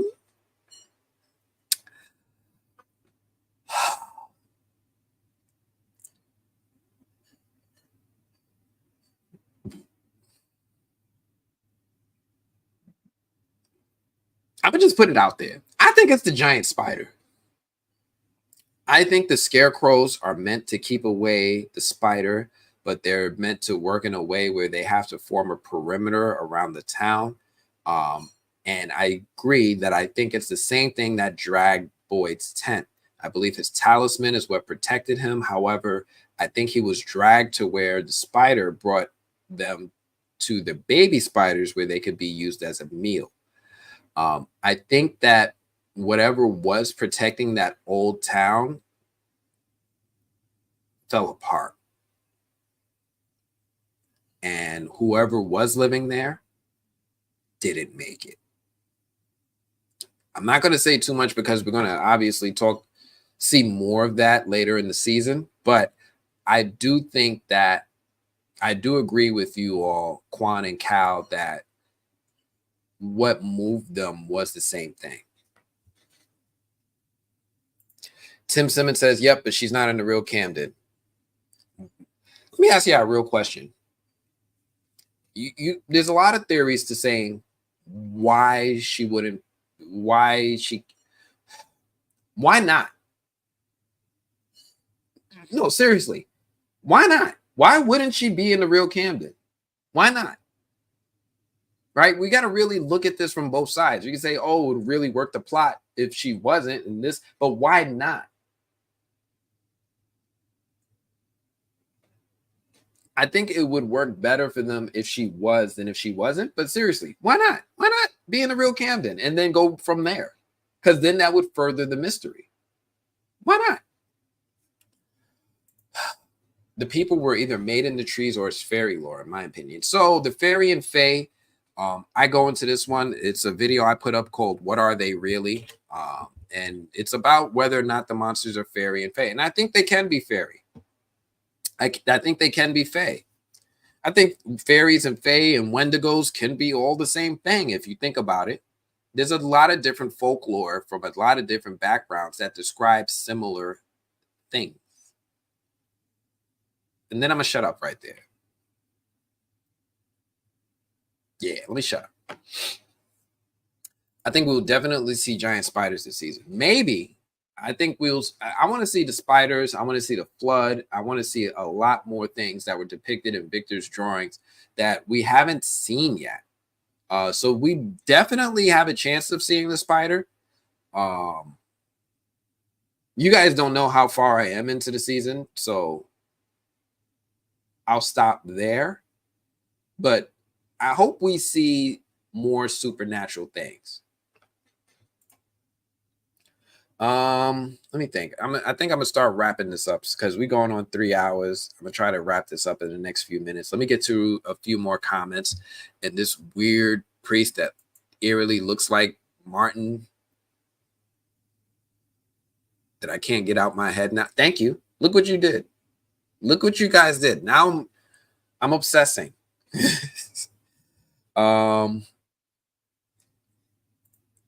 Unicorn says, let's hope the trees aren't evil ents. First off, thank you for bringing that Tolkien reference in here. Right? Now I got to remember not to spoil 2 shows. Thank you for bringing that Tolkien reference in here. Oh, shoot. So, yeah. Yeah, let's hope they're not evil ents. We know the trees are moving. We know they're moving. But they don't move quickly. So we'll see what that actually means later in the season. But let's also just remember the trees aren't moving further away. The trees are moving closer to Colony House. So yeah. Yeah, the big bad from the paintings. He's the one they don't want in town. Yo, I imagine that this dude is like Nemesis from Resident Evil. Like he's just going to show up like some doomsday stuff and just start wrecking people. And I'm here for it. I want him in town. I want him.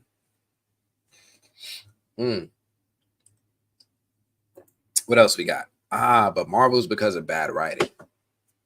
So I'm not going to get into political stuff about writing of Marvel, but I'll say this. Marvel Comics has the same issue, whether it's a fan favorite writer or a new writer. Marvel Comics has the same issue where the boundary of entry is really high. Like when you read a Marvel comic arc from the middle, like if you go out to the comic book store right now, you see Spider-Man number 20 and he's fighting the Rhino and you're going to pick up in their mid-fight. That might be hard. It doesn't mean like, what are they fighting for? What happened? And Peter's all mad and stuff. It's going to be hard. That's why Marvel Comics now, whenever they start with a new writer, you get a new number 1. And it's a little bit easier for audiences and fans to know, hey, here's a good entry point for me to start reading this comic as opposed to what they were doing before when Spider-Man was like issue 500 or whatever. And it's like, what do I do? And obviously, I'm a huge Marvel fan. I wish you guys could see every one of these comics on this wall is autographed. Every single one of them. And not just one autograph, like several autographs, like Bendis, Pichelli, Ta-Nehisi Coates, Axel Alonso,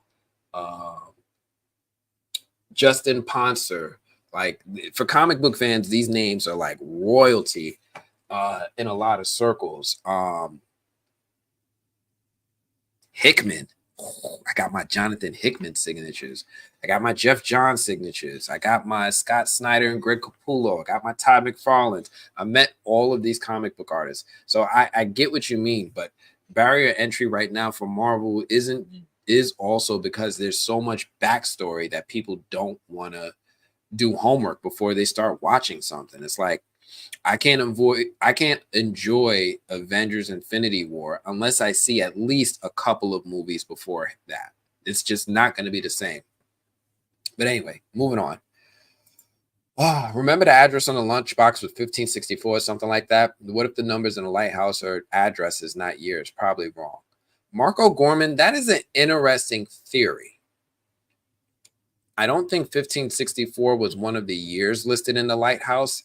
So that one I'm going to leave alone, but that is an interesting theory. Yes, Dolly Cook. She is absolutely right. Thank you so much for reminding me. Hey, guys, look, I'm doing everything I can right now, right? I'm not monetized. I'm not doing this for money. I am enjoying this. I love these lives. I love talking with you guys. God has blessed me. I'm already okay in life. I'm okay without being monetized. Let me not say that. I would be better, but the big way to help me help do more is by giving these videos likes and subscribing. I know so many of you guys watch. I know subscribing can be a pain. Please trust me, subscribing is going to get me more opportunities. It's going to help me throughout this season. It's what's going to help me give us more clues and more fun moments like this. So please, if you know people who aren't subscribed but watch, tell them to subscribe. Hit the thumbs up, subscribe, please. I appreciate you. Thank you, Dolly. Thank you so much. This episode was good as yes, this was one of their better episodes. Absolutely. Quan, you hit the nail on the head.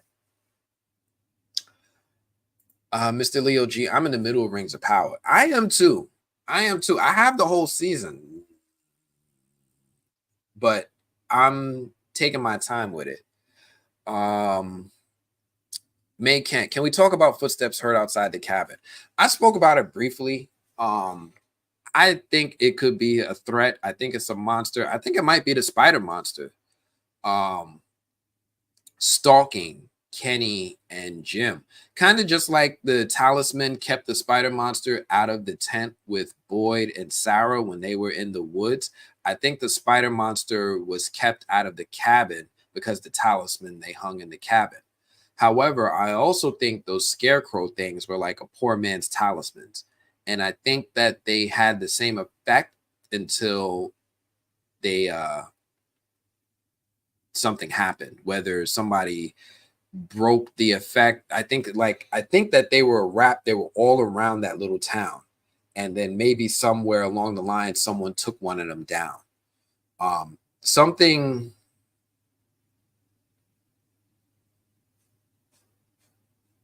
we'll come back to that. I'm gonna definitely come back to that. Not in this live, but in the future. I'm saying too much, but we're gonna come back to that. Happy Monday from Lee. Yo, Just Genius? Is this like wait, can I Just Genius? Just Genius? Is that what I'm reading? Yo, love that. Love that. Love that. Greek girl. I'm having a great time. You having a great time. I ain't never 3 hours. I've never done a 3 hour. I don't really do lives, but this has been so much fun. I'm having a fantastic time. I am going to wrap it up. I don't want my food to get too cold. So I am absolutely enjoying myself. Thank you all for coming through and making this fun. Jay Lyons, Greek 100%. Jay Lyons, thank you for coming through. Where are you from? You got to let us know where you're from. If you're coming through on the live, shout out your town. Let us know. All right. In a second, I'm going to start to get a map and start putting pins in it where everybody's from. The priest is Healthy Martin. You know, I I haven't studied this priest enough to really give a good theory or comment on it, but I will say this: the resemblance is unfreaking canny. All right, he's got some Martin vibes in that face. But how would Tabitha went there? Would they have known she was going there? I don't know. You going into that simulation theory, I don't like. These cabins are very small. Are they made for kids? Nah, cabins just wasn't that big back then. People was roughing it. You ever look at what Abraham Lincoln's cabin looked like? It was not a mansion. It was a tiny little thing with like a fire, with a stove and a fire. Let's just say they stayed outside. All right, they went outside. It looked like one of the scarecrows looked like Pinhead. That would be a hell of a crossover. Unicorn, you right. I think every once in a while we see where the creators are drawing inspiration from other horror shows. So I think they like to sprinkle the show with little homages, giving us an idea of where they're drawing inspiration. It's obviously a lot of Stephen King, a lot of Wes Craven, and the whole lot that is inspiration to this show and to the writers. I think the Pinhead thing could have been one of those as well. Riri from Saudi Arabia. Yo, it is hot there. It is hot in Saudi Arabia. I ain't gonna say much, but it's like 100 degrees Fahrenheit when the sun comes up at sunrise. Like, man, but thank you for coming through Saudi Arabia. It is very, very late. It's like 4 a.m. there. What are you doing? What do you work on? US time? Thank you for coming through. But oh man, that is beautiful. Thank you for coming through. Alley Cat, you're from Georgia. Wait. Georgia the state or Georgia the country? Big difference. Big difference. I got hush puppies out there. What y'all got out there? Let me see. Quan Solon, I'm on PST time. West Coast rocks the most. Yo. West Coast, I got some beautiful weather and the time works for y'all because they be like, yo, the show premieres at midnight. Y'all be sitting there at 9 o'clock, be like, not for me. Watch it right now. So I definitely have some benefits for being in the West Coast. Chico, Maine in the house. Maine. I look. I need to know. I need to know what the weather is in Maine. Y'all ain't trying to tell me. Oh, you are. What'd you say? It's 55. It's hoodie season. I like hoodie season. I'm cool with that. What else we got? My car's from Birmingham. Wait, what? Unicorn from Connecticut. Oh, I love Connecticut. Those, y'all got some cool casinos up there. I almost got arrested in Connecticut. No casinos. Oh my gosh. Oh my gosh. I really had like a fear and loathing Las Vegas moment in Connecticut. It's a wild story. Tim Simmons, 42 this morning. We don't get winners. We used to. Yeah. Winners are a thing of the past. Global warming. I don't know. I'm no politics. I want to go. What'd you say, Cal? I want to go, but it's 12:50 here. Got to be up at 7. All right, Cal. Look, I ain't gonna hold you. I'm about to wrap it up too. I know that everybody's been here for a very long time. 3 hours is a blessing. I'm going to be doing this every Monday. I'm also going to be doing this again Saturday morning. It's going to be like 9 Eastern. I'm going to be with Blurred World Order. We're going to be talking about a whole bunch of stuff. It's not going to be just From. So I'm going to set your expectations. We're going to be talking about movies. We're going to be talking about TV shows. I know they're going to talk about Penguin. We're going to get into Rings of Power, and I'm definitely going to sneak in some From conversation with the fam. But Saturday morning, you can definitely check us out. It's going to probably work better for you in your time zone as well. Dallas, Texas, R3. So Dallas, Texas, God bless you, because Dallas is a interesting town. I've been to Dallas a couple times. First off, y'all don't know how to portion food. Everything is so big. There's no reason to put that much meat in one plate. That don't make no dang on sense. Y'all got no manners. Y'all don't know how to behave in Dallas. I love Dallas though. Yeah, I had a couple of cool speakeasies. Yeah, I had a couple poetry slams that I've been to that I had a great time at. I love Dallas. I'll probably be back there maybe next March. I go to Austin for the South by Southwest Film Festival. And when I can, I like to do stops in like Houston or Dallas or any other neighboring towns. I'm going to try to make my way to San Antonio as well this year. We'll see. Vanessa Anthony, Cousin Maine lobster trucks have really good lobster rolls in the New York City area. Yes, they do. And I've been catching them. We have one by my job, my day job, because obviously I'm not making money doing this. And I do like them, but I feel like if I'm gonna spend, $20-$25 for just the sandwich, I want it from Maine. I want that joint fresh out the water into my plate. That's how I feel. So but yeah, Quan Solar, Ravens all day. I used to live in Bmore. I can't even talk because in New York we have the Giants and the Jets. So I end up rooting for Buffalo. 90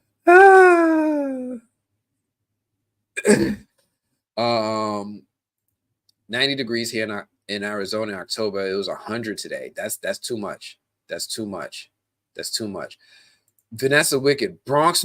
So first off, this is how I know you really from the Bronx, right? Because we don't say the Bronx. There's no the Bronx. We're from the Bronx, all right? And I say we because we, Bronxdale, Soundview, what up? So first off, thank you. Thank you for somebody else being in the Bronx. I thought it was just me. I live in Brooklyn now, but Bronx is in my heart. I don't talk like I'm from the Bronx no more, but yes, Bronx, all day, every day. South Bronx, Van Cortlandt, Tracy Towers, Gun Hill Road. Let's go. Stand up. Who else we got in here? SoCal, Rubes Noobs, Rubes Noons. You gotta tell me how to enunciate this, Rubes Noons. So, all right, so you're from Southern California. I haven't been to SoCal. I need to because I understand that's where the best food trucks are, but I haven't been that far down. So let me know. Let me know. I'll probably be back in California. I'm gonna try to make it out there in December. I'm gonna see. I'm gonna try to make it out there in December for the award shows this year. But let me know. Let's see what else we got. Oh man, these comments are old. I'm so far behind. Let me scroll down to some current comments. All right, Mr. Leo G, you checked out. All right, Mr. Leo G, appreciate you. Thank you for coming through. Tim Simmons said 42 this morning. That's wild. That's some crazy numbers right there, Tim. Us thinking the Priestess Martin's going too deep. I think it's fun, but the show did it on purpose. It could be. It could be. So I like this similarity. I'm with you in this whole thing about going too deep into too much into too far down the rabbit hole. I think the show is doing things to mislead us on purpose. There are definitely characters who appear throughout the series who feel like that there are misdirects, and it's up to us to filter out which ones are valid and which ones aren't. But I think that's all I'm gonna do for now, right? Min XOXO. I'm originally from Brooklyn, New York, but now based in a small town, Illinois. Listen. I'll tell you what.